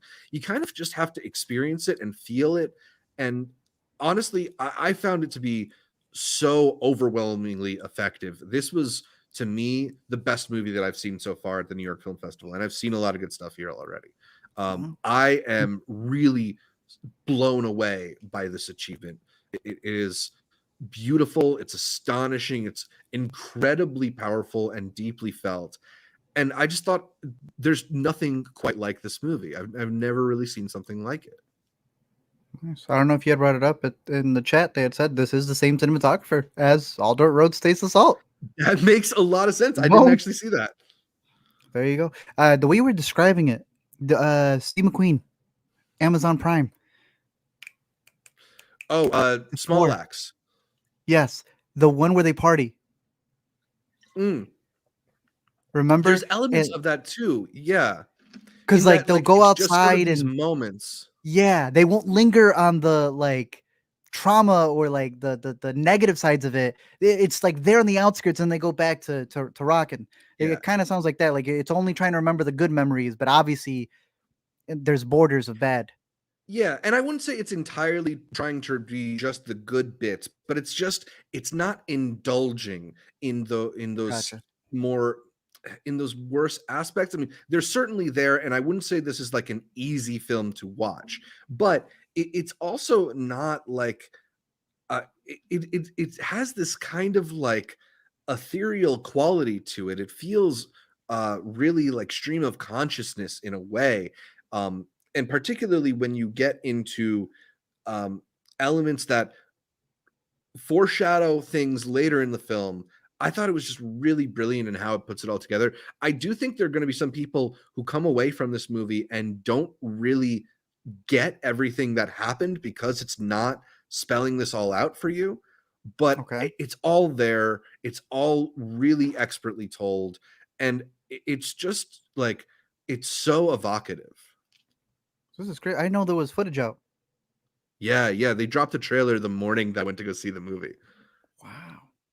All right. So yeah, and one of the interesting details that they talked about during the Q&A is that even though Jomo Frey, the cinematographer from All Dirt Roads of Salt and this, is responsible for a lot of the look of this film, the lead actors, Ethan Harris and Brandon Wilson, shot a lot of this movie because it's from their perspective. And in a way, they were responsible for a lot of the look of the film. And if you get a chance, I would highly recommend checking out the Q&A they did at the New York Film Festival, because they talked about how unique it was to be in both roles as an actor and kind of as a cinematographer.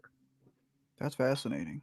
And we've been seeing a Yeah. lot of those stuff. I think it was even like in Bad Boys where they put it on Will Smith to move Right. around, and people don't realize the cinematographer has camera operators. So just make the actors the camera operators. That's interesting. We got a date on this? I believe this one is coming out Fall? this year. I mean, they're planning a theatrical October 25th, I think it sounds like. So Yeah, you're right. I see hopefully it right we'll here. have to wait that long to see it. In Look, theaters? if this one doesn't get nominated for several awards, there's something terribly wrong with the Academy. This is such a beautifully told film. I'm hopeful that it's gonna be beyond just like a couple nominations. This should be a Best Picture candidate, Best Director candidate. Anjanou Ellis Taylor, who we love in a lot of her roles, is probably going to be a supporting actress candidate as well. It's such a good movie, dude. Can't wait for you to see it.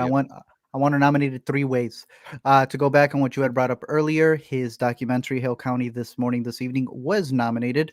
2019 documentary for or nominee for Best Documentary Feature. It did not win. It lost to another one, I guess. But with this being on Prime, you are saying that definitely a theatrical experience. Oh yeah.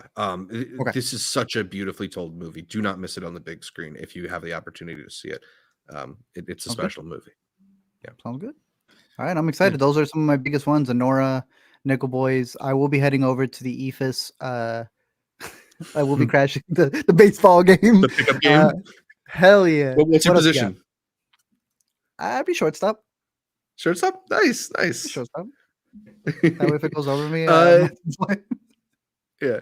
I only need to mention these next ones briefly. I don't have a whole lot to say about them. I did talk about The Brutalist on our top 10 films of TIFF video with I bought Amanda 1 ticket. And Chase. I bought 1 ticket, woke up in the morning for Chicago International because they haven't rolled out press yet. I don't know what the schedule is going to be, but I said there's 1 screening at the Music Box for The Brutalist. I dropped the $55 for it. It's going to be worth it. It is. It's so good. Do you have any like questions about it, or are you just trying to see it now? I am just. How long is the intermission? 15 minutes, and they put the timer on the screen, which is kind of helpful. Really? Oh, that's Yeah. cool. And you know the best It was part of very it? funny to see people like with 15 seconds to go in my screening all sort of be like, oh shoot, I gotta sit down. That's funny. Hey, and the music box, I know we haven't taken you to it yet, but they've got an organ player. So hopefully that's gonna be 15 minutes of like getting ready to go back to your seats the way I that they think do on there's Broadway. score attached to it. Oh, there is score. And Oh, the okay. score is so good in the All Brutalist. right. That talk about Oscar contenders. That is absolutely an Oscar contender. Sounds sick. I saw two was asking $55. It's $55 for 2 tickets. Don't get it twisted. And the music box finally put in their new seats. I did pay, so Alina and I have one of the seats. We don't know where it's going to be, but we're going to have our plaque on one of the seats that we paid for. So when I walk into the theater and I see someone sitting in my seat and they go, "What is your name on it?" Oh, I'm gonna hit them with the scram, boy. Yes, it is right there. Nice. But I'm excited for this one. It's gonna be in 35 millimeter, and he's gonna be there. So I'm gonna be able to see Brady. Ooh. So I got one more to ask you. I bought this one. It was 2 tickets for 55, but they're also playing Night Bitch, but that's 55 per. She's gonna be there, not Amy, but Heller. Yes or no? I'm inclined to say no, just because like Night Bitch is coming out not super far from now. I think that's like a December 6th. November 1st release or something like December that. 6th. December Okay. 6th. That makes it a little more questionable. I mean, look, not everybody's got a movie themed YouTube channel that they can That too. I know. write off on their taxes for. So maybe for you, I'd say yes, but not the average person. I don't think that one's sold out. I'm just laughing at the fact that I buy the tickets and then they go, "Here's an invite." No. But I'm excited for it. Again, tickets are on sale for Chicago. There's gonna be some really good stuff. Definitely check it out. Another one that you had, Seed of the Sacred Fig. This will be at Chicago as well. Let me pull it up over here. So I'm excited to catch this one. Official submission for Germany? Is it Germany? Bro, it's Germany. Interesting. I know. Yeah, these crazy European movies with their co-productions. Yeah, I guess that makes sense because France is doing Emilia Perez. Yep. I like this one. I thought this one was really solid. It starts off pretty fascinating, and then by its second half, it becomes a pretty effective suspense thriller. And there's a little bit of humor in there, but it's mostly starkly told. I think the main takeaway I had from this is I've never seen a film that so effectively reminded me of trying to talk to older people when the riots in 2020 started breaking out, and like trying to explain what Black Lives Matter is to a different generation. Like this movie just really accurately understands the generational divides in how we ingest news, in how we sort of look out into the world, the differences between seeing things on TV and seeing things online. And I found that to be super compelling, particularly given that this is a story that's set in Tehran, sort of, and at the outbreak of, if you remember, there was a whole bunch of protests related to hijab wearing and women who were refusing to wear their hijabs in public. Just played at Con, and that was that Spider movie, right? That they also protested because of that killer. Yeah, exactly.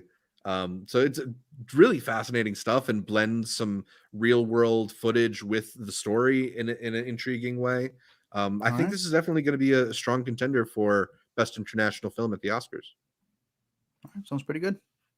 Yep. How's this, bro? It's Not Me. This is the new Leo Carax movie. Leo Carax, you may recognize as the guy who gave us Holy Motors and Annette. And I'm pleased to report that baby Annette makes a return in It's Not Me. The long wait for baby Annette's cinematic return is over. You can all celebrate privately. I can relax now. Yeah. This is kind of an interesting movie. It's only 42 minutes long, and it's a sort of like experimental self-portrait done partially in the style of Jean-Luc Godard, who I have to assume is a hero of Carex's. It's just sort of like a rambly stream of consciousness internal monologue reflecting on art and life and the things he did and regrets and wishes he could do. It's got panache to it for sure, but anybody who did not enjoy Megalopolis should stay 20 feet away from this film. Interesting. Does he finally explain why he uses green? No, but he does continue to use a lot of green. Also, the main character from Holy Motors has a small part in this too. So it's I heard that was like returning to a lot of his classics. That was one of the first pitches that I heard from it. I'm blanking on the name of it, but there was a director who did a similar one where it was like Ghosts of something. I think it was like a documentary last year. He had like a bunch of clowns on the cover, and it was a director who had made narrative films making a movie documentary. We had covered it here too. I think we both saw it. Was it the Brazilian documentary about movie theaters? Let's go, bro. We should start a podcast. Figure out the name. I'll explain it. Yeah, and his was an interesting one because he was Pictures going back. of ghosts. Let's go, baby. He in particular was showing you all the places where he used to film his stuff. So it was to a degree a documentary about all the places where he was at, but he was able to tie it in not just about how he was making a documentary about himself, but a documentary about the city that inspired him and how it died slowly because all the theaters around him were closing down, and that with art being gone, so is the city and its civilization. Now, I'm not saying that It's Not Me does that. No, well, imagine that movie, but through like a Harmony Korine style visual approach. Disgusting. You might get It's Not Me. Yeah. All right. So interesting. All right. It's Not Me. I don't know if this is playing Chicago, but I want to say it might have been. But I take it you saw a press screening because I don't see how you're paying full price for 42. They're getting away with a lot of these, bro. They're like 42 minutes and they're charging full price. I don't know how I feel about that. That's another discussion for another day. Yeah. Maybe you should make that a intro for something. That's good. Yeah. A Traveler's Need, the new Hong Sang-soo. It is a staple for this man to be at the New York Film Festival with one, maybe even two movies.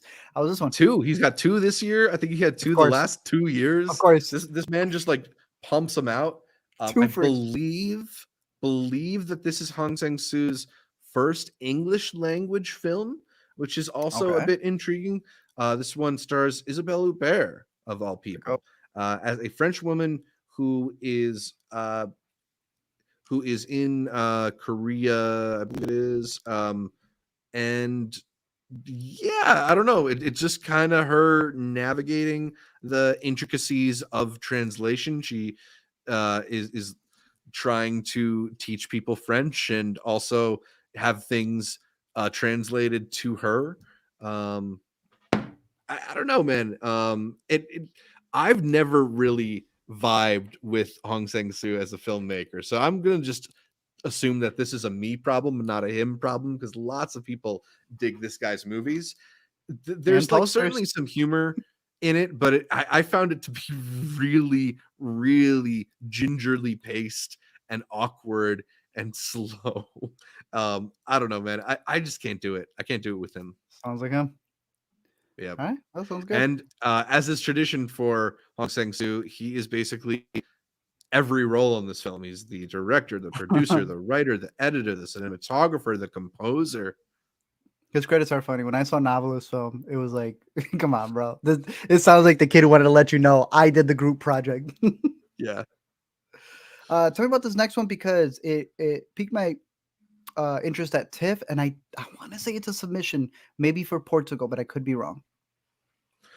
Miséricorde. This is the new Alain Guiraudy film. I probably am butchering that name. Apologies.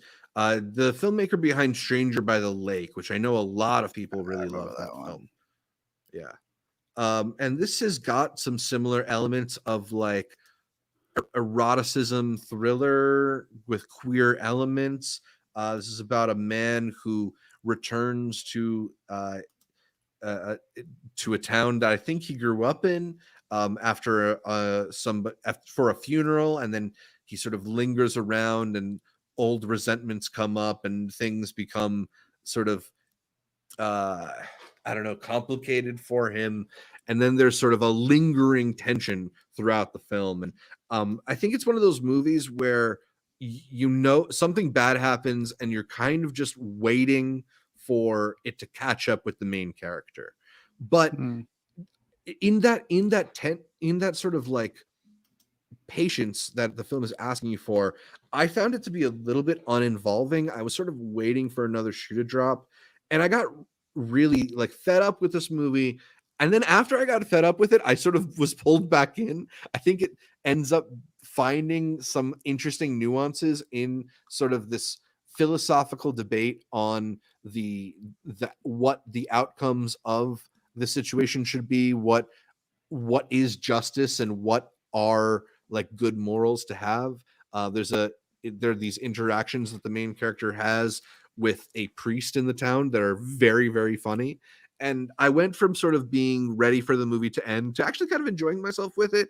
I think there's, if you're a person who's seen a lot of movies, there's going to be a lot that might feel overly familiar to you, and you're waiting for more stuff to happen. But I think there is some intrigue there. I'm pretty mixed on it, but I know, speaking of Taylor, our buddy, he ended up really liking this one. So I don't know, might be worth checking out. Miséricorde. Sounds good. That I believe is also playing at Chicago for those in the area, but nice. That is Zach's rep for all of the new stuff that is out at New York. I think they're going to when? They're going until October 17th. So I'm going to have like at least 2 more updates from the festival as things keep going. Yeah. So keep it locked. And if you're in the area, check it out. Maybe buy some tickets. Get in that Criterion bus. Drive it out of there. It'll be back on October 5th. 2 quick ones before we get into some trailer talk and then the most important part of the show. Some quick thoughts over here on this Netflix series called Nobody Wants This. We had talked about this being an upcoming series that looked okay, and I felt that the trailer kind of spoiled everything. Turns out it does. It spoils every single thing that happens in this show. And I didn't have a problem with it. It is every cliche possible, from things you've seen in La La Land to other romances, but there is just something about these two's chemistry, especially the boy, Brody. It just got me. It is a very easy watch, very quick. If you saw the trailer, you literally have seen the whole season. And even in then, they know that you're really just there to hang out with them. I thought it was goofy. I thought it was delightful. And they're very much setting up a second season. So we'll see if they get that. But it's also very Jewish. So I'm curious to know your thoughts when you catch it, because he is playing a rabbi who either needs to choose her or this big promotion he's about to get. And there's a lot of nuances and the such in there. And there's a really funny bit involving his mama that I thought was hilarious. So I check it out. The chemistry between the leads. Yeah, it's a decent one. Nobody Wants This on Netflix. But obviously, probably the best one of the week. Still haven't caught up on it yet. I know you've been on it. How'd it end? Man, I need you to catch up with it because I need to talk to somebody about Industry season 3. Holy, they knocked this season out of the park. I've been reading some interviews with Mickey Down and Conrad K, the co-creators of this show, and they have talked about how they have this inclination, this predilection towards trying to burn things down. When Barry was at its best, when we really were vibing with the Bill Hader Hitman show Barry, one of the things that I think was most admirable about it was their willingness to just churn through story rather than settle into a comfortable position, and explore where those characters are at for a few episodes. They would just pull the ripcord and put their characters into corners and just find interesting ways to get them out of those corners. Industry is that attitude taken to the absolute max. They put a stick of dynamite at the center of this season and just watched as the shrapnel went everywhere. I'm so in awe of the show's willingness to just kind of go for it, to make the most interesting choice for all of its characters. You know, as the show sort of started, it really felt like this workplace drama surrounding Pierpoint Bank and the trading floor and what is going on in the lives of these traders. And I think what it's done in its third season is similar to what happened to Mad Men at the end of, like, I want to say it's season 3. And I know you haven't, you're not necessarily caught up with Mad Men, but they kind of like dissolve parts of the company at a point in Mad Men. And it's when the show went from being a show about this advertising agency to a show about these characters, because the characters were interesting and, you know, compelling enough, fascinating enough to carry you through it. Industry made a very similar choice this season. They whatever season With 4 the is going to industry? be is going to, yeah, season 4 is not going to be like anything before it.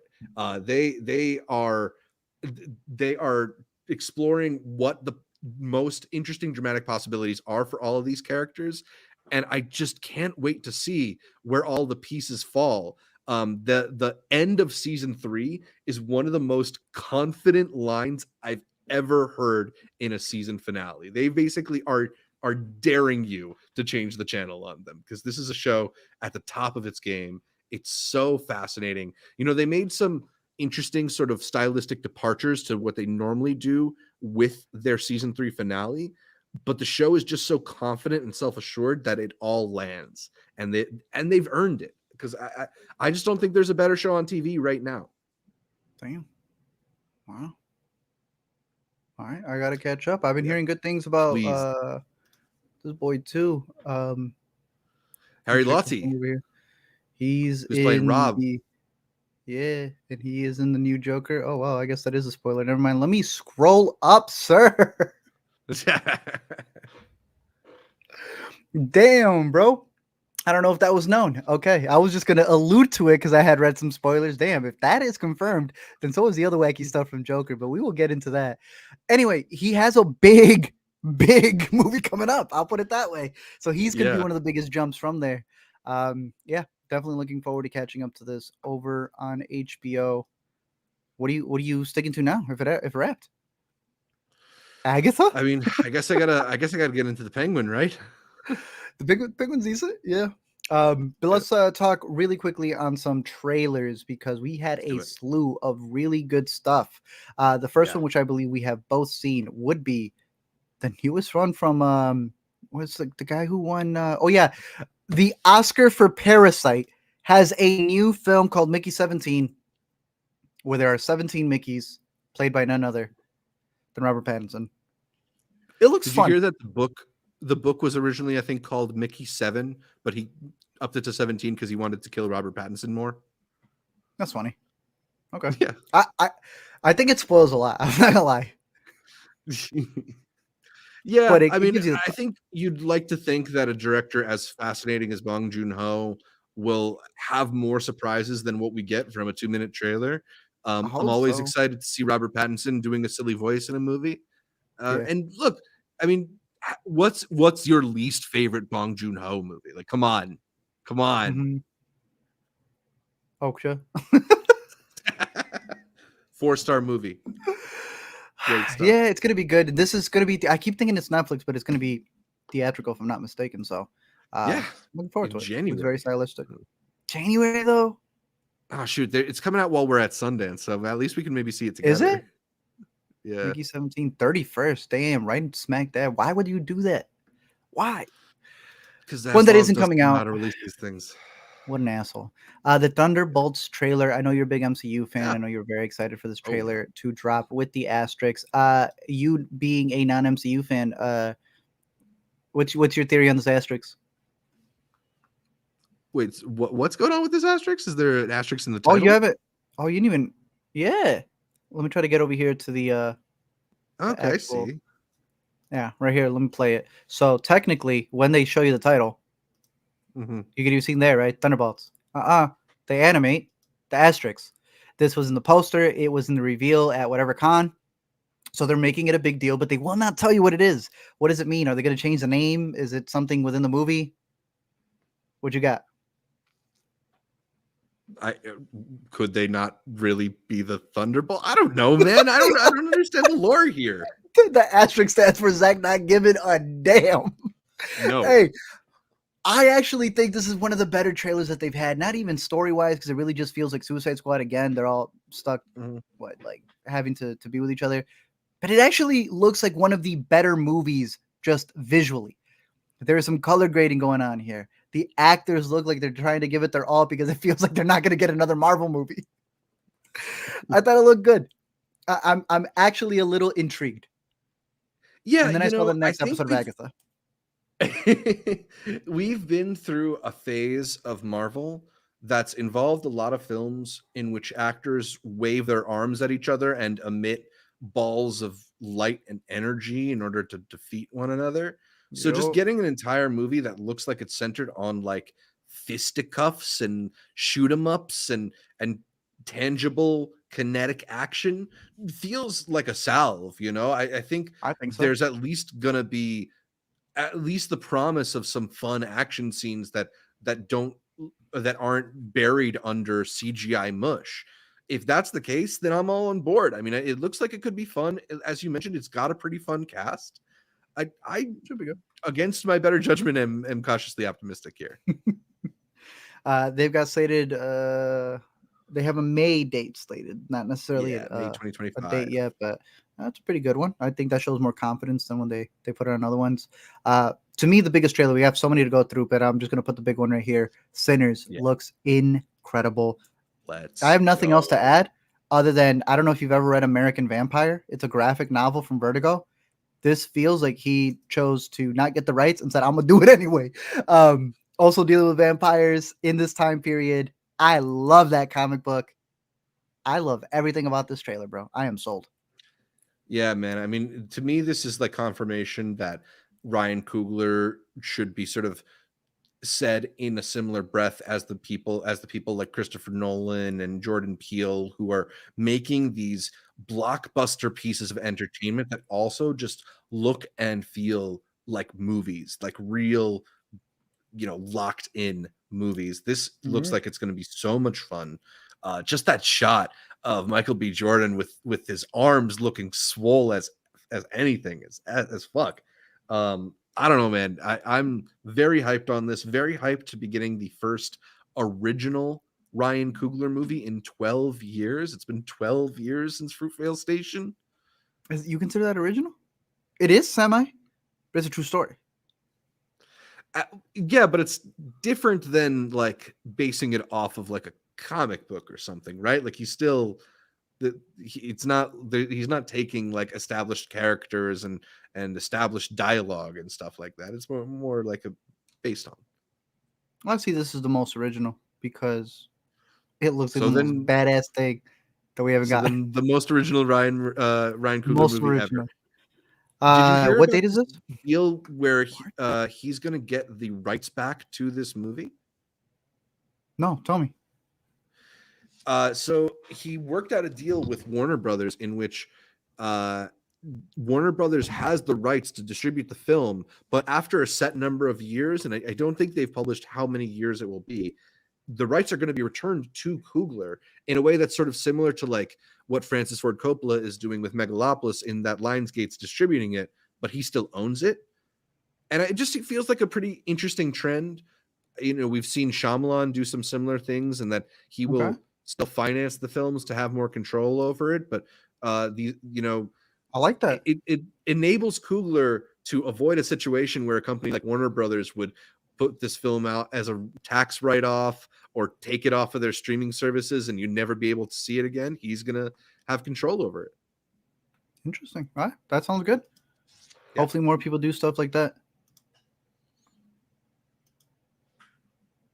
All right. Some of these other ones over here would have been Ballerina, the newest one from the world of John Wick.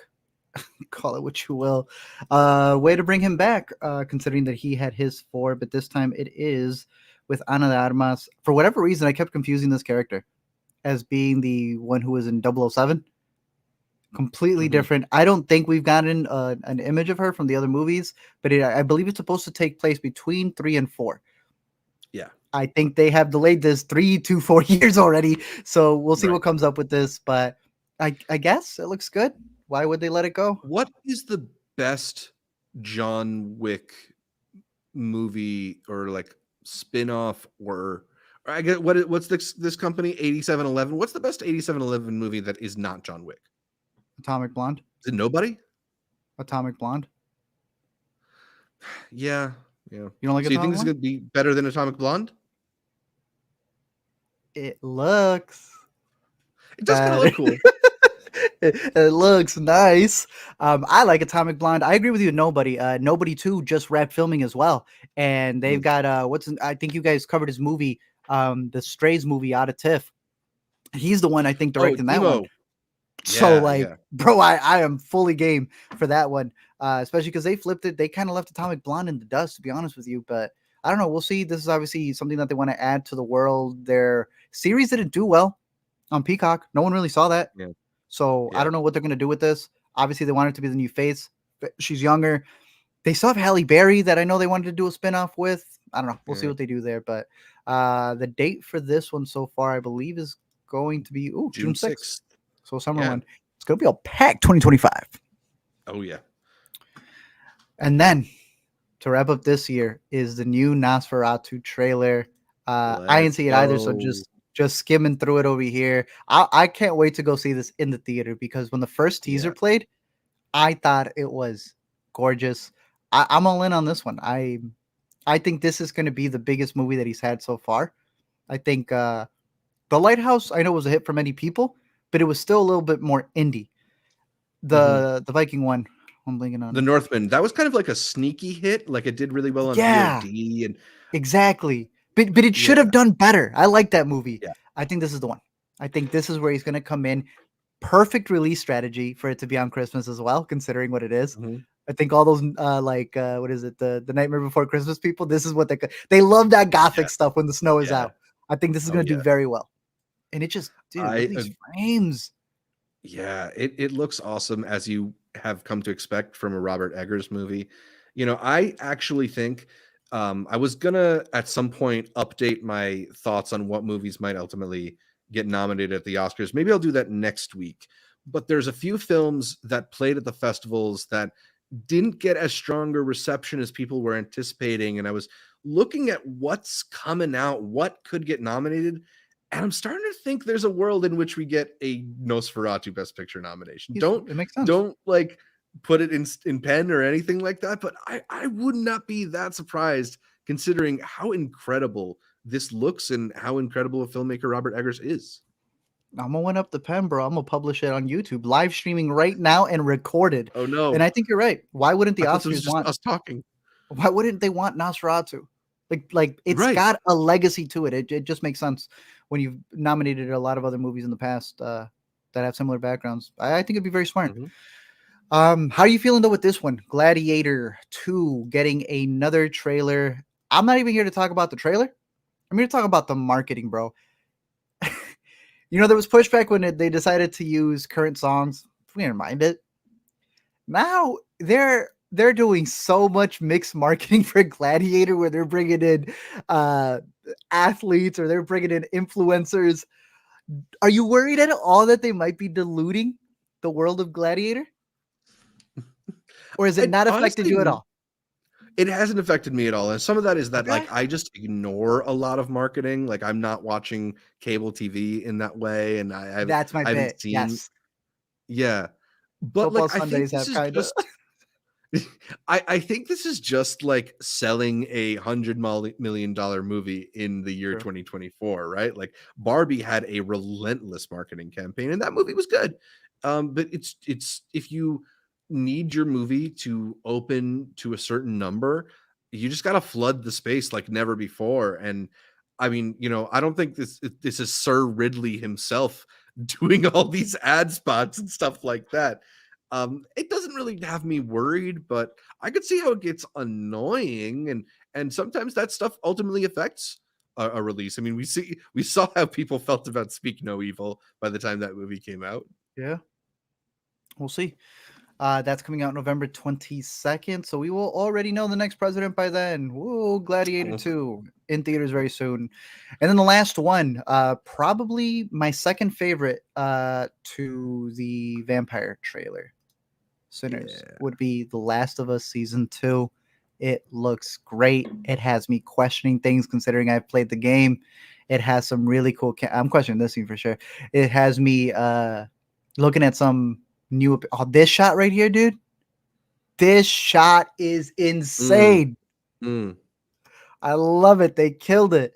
Got some new actors here coming up. You got Dora. You had mentioned earlier the fact that we've got some, I don't even want to call it cameo appearances, but supporting from Catherine O'Hara, who should be popping up somewhere here.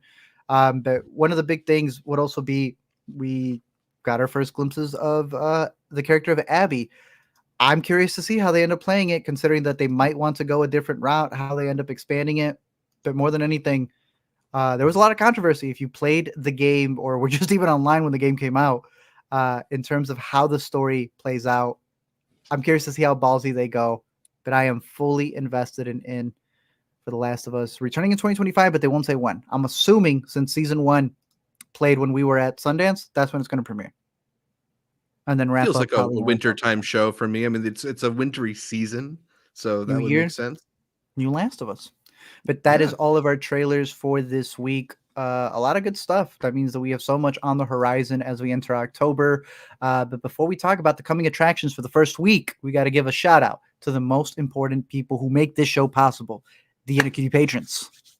Yes, the wonderful Intercut patrons who do so much to help us keep this show going.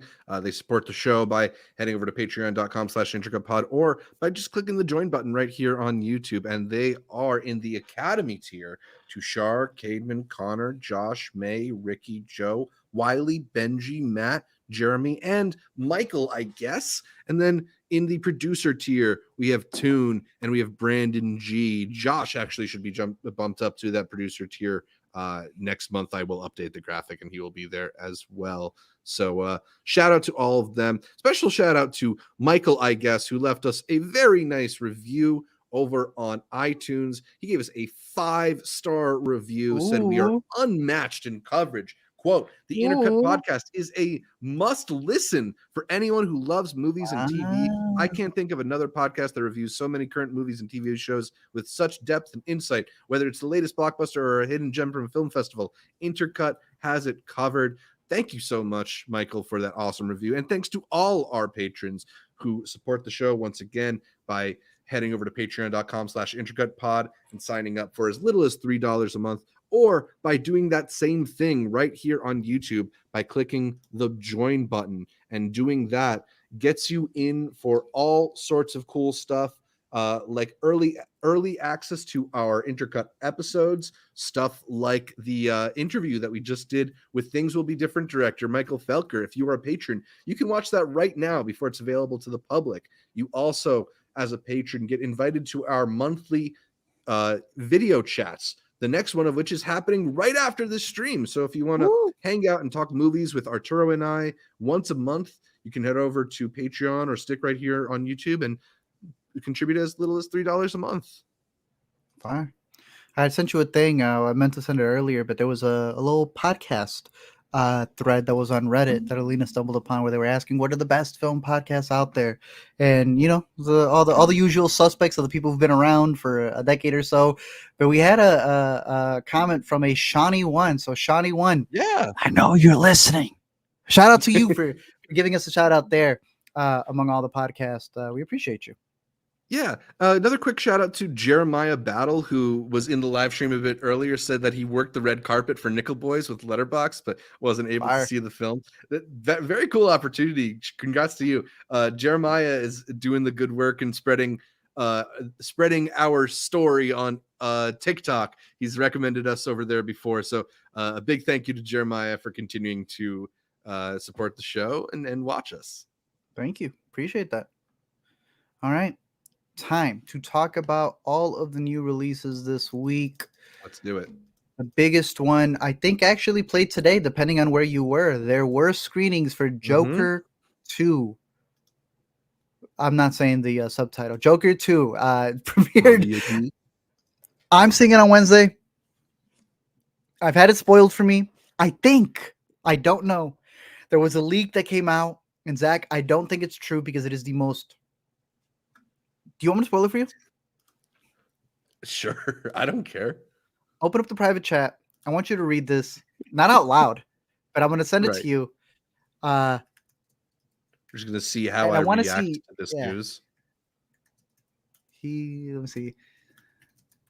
This could all be fake, by the way. Come on. Really?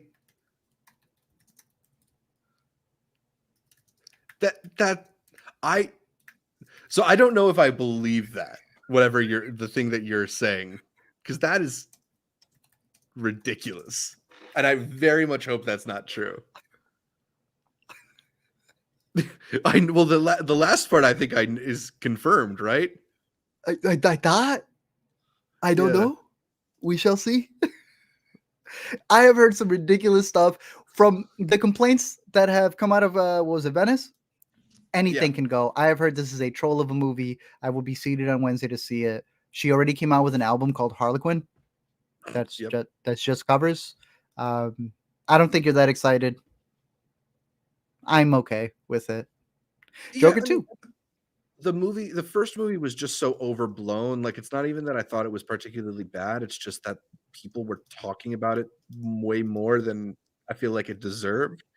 And I thought the trailer for this one actually looked okay, but the buzz is not great. And the fact that they were doing fan screenings before they were doing press screenings, the press screenings are on Wednesday, not a great sign.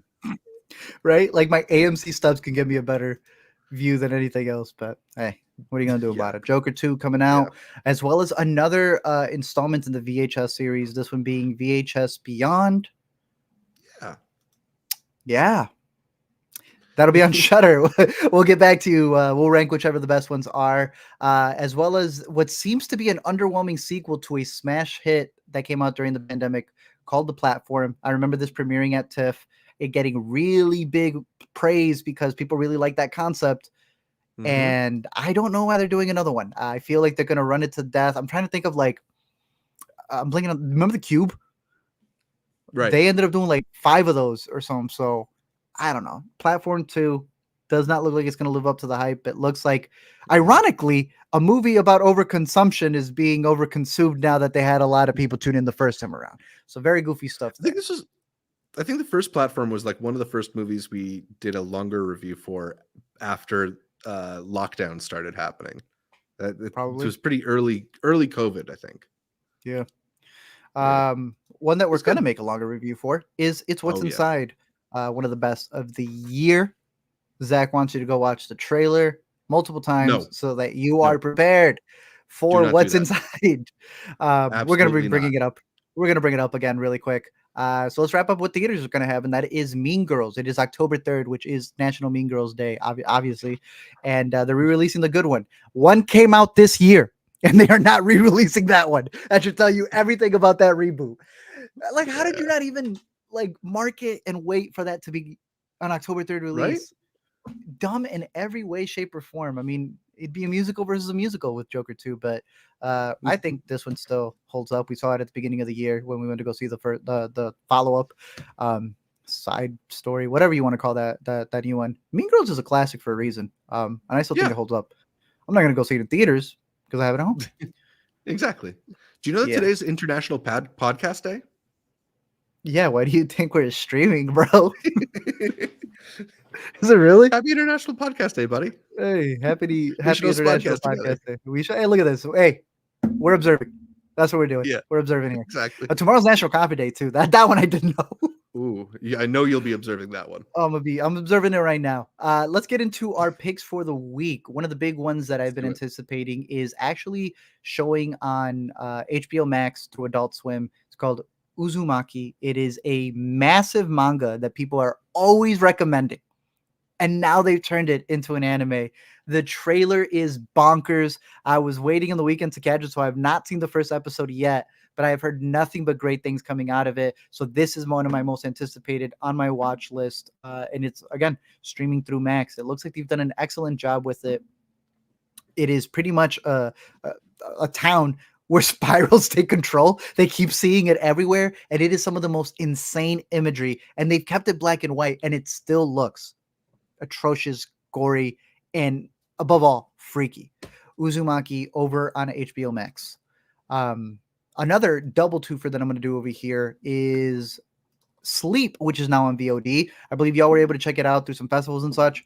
Yeah. I liked it. This one is solid. I'm so glad. It is a story of a couple who is pregnant. They're about to have a baby, but then my man starts sleepwalking, doing a lot of things. So they end up having to go through all of these ordeals of medication and different things, locking them up in the room if they have to.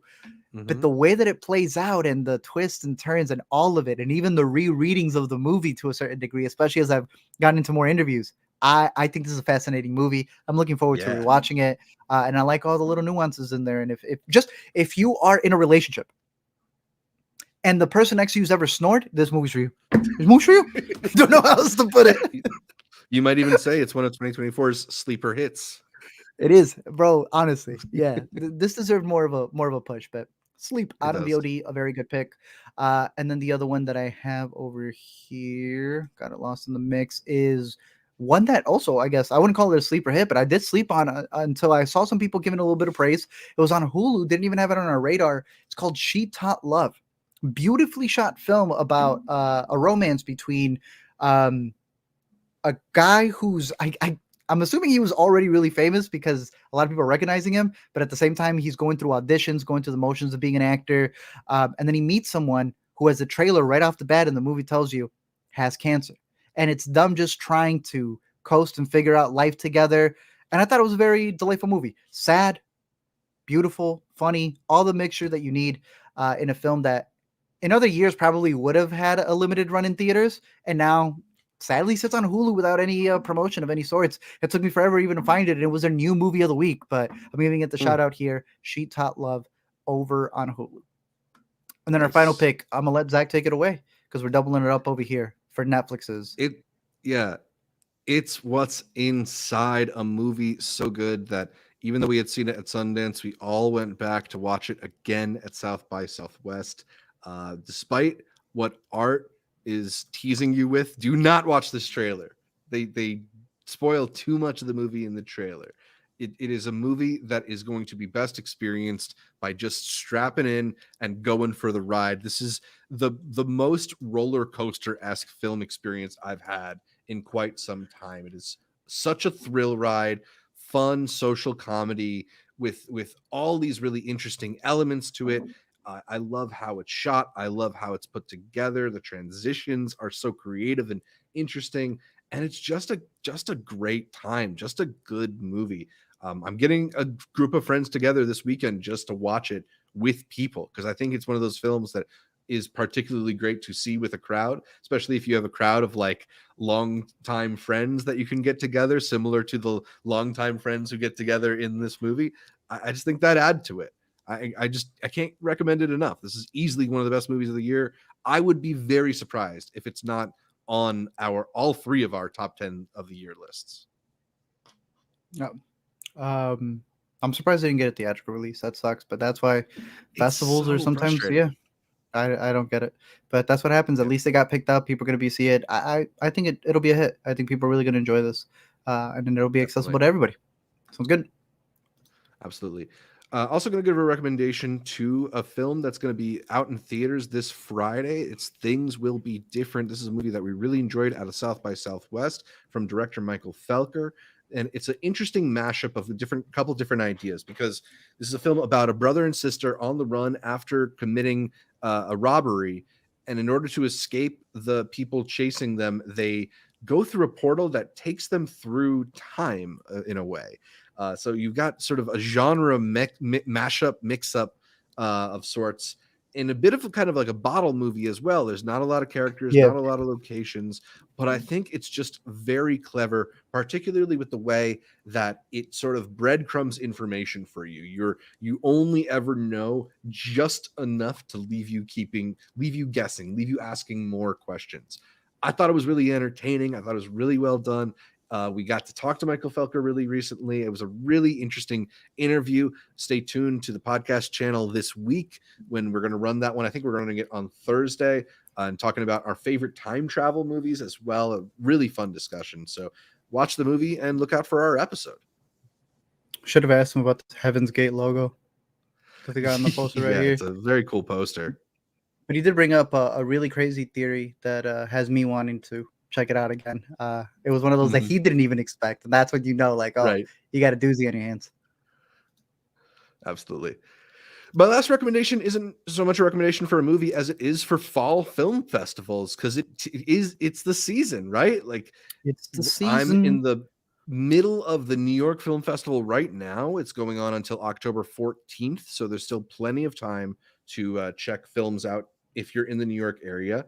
If that's a little far for you and you're more of like a Central Jersey, South Jersey person, no problem. The Montclair Film Festival just announced their lineup, and there's tickets going to be on sale within the week.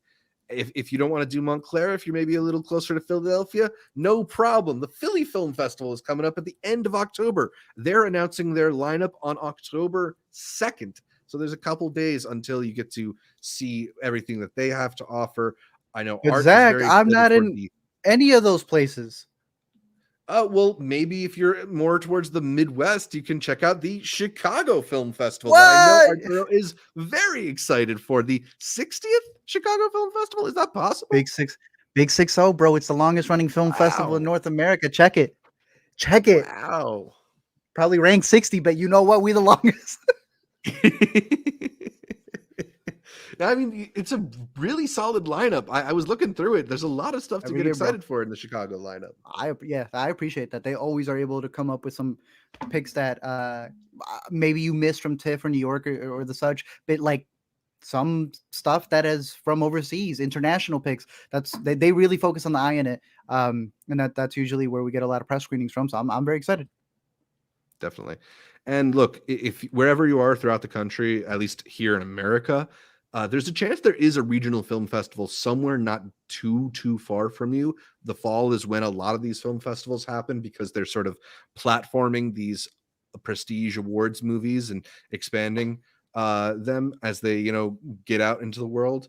So if you have always wanted to go to a film festival, keep your eyes open, keep your ears open, search the name of the nearest city next to you and then the words film festival and see what happens. Yep. So sounds good. Running it back. Our recommendations for this week, I've got over on HBO Max, Adult Swim's adaptation of Uzumaki. Looks creepy, looks atrocious, honestly, but it looks intriguing altogether. I have the twofer of Sleep, which is out on VOD, about what happens when your partner may not be sleeping when you are, and what that entails. She Taught Love over on Hulu, another movie that wasn't getting enough marketing, but I found to be a really heartfelt movie about two people who fall in love later on in their lives. And then we have the twofer of It's What's Inside. That's getting the 2 thumbs up from Zach and I. Yeah, also recommending It's What's Inside because it's such an entertaining thrill ride. Also recommending Things Will Be Different, a very cool, sleek genre movie. And then lastly, I'm just recommending any movie that you can catch at a film festival, whether it's New York, whether it's Montclair, whether it's Philly, whether it's Chicago, wherever you can do it. Just be on the lookout and support movies, support film festivals, support the arts, and maybe have a good time. That's all it's about. Other than that, thank you all for watching this episode of the Intercut podcast, going through all the movie news, TV entertainment that you just can't cut away from. You can find more from me over at LME Movies on all social media. Zach, where can they find more from you? You can find more from me at Zshevich across social media or at Multiplex Show wherever you find videos. A reminder that you can listen to every episode of the Intercut podcast on iTunes, Anchor, Spotify, whatever your favorite podcatcher is. And you can watch the live videos here every week where we go through the weekend must-watch picks, covering everything that you need to know. A big shout out to all the Intercuties who listen live, all the patrons, all the iTunes listeners who leave us that 5-star review. It helps out the channel a lot. We try to win this week, besides that Reddit thread that I told you. We charted all over the place. We charted in Czech Republic, the UAE, Thailand, Singapore, Poland, Belgium, South Africa, Switzerland, Netherlands, Norway, Spain, Germany, Australia, Canada, Great Britain, and of course, right here in the United States. That's why. See, this is why Zach's been glowing the entire episode. It's because he's just so happy everywhere that we charted. There he goes. Look at him, right on cue. I feel like I'm at the end of Sunshine or something.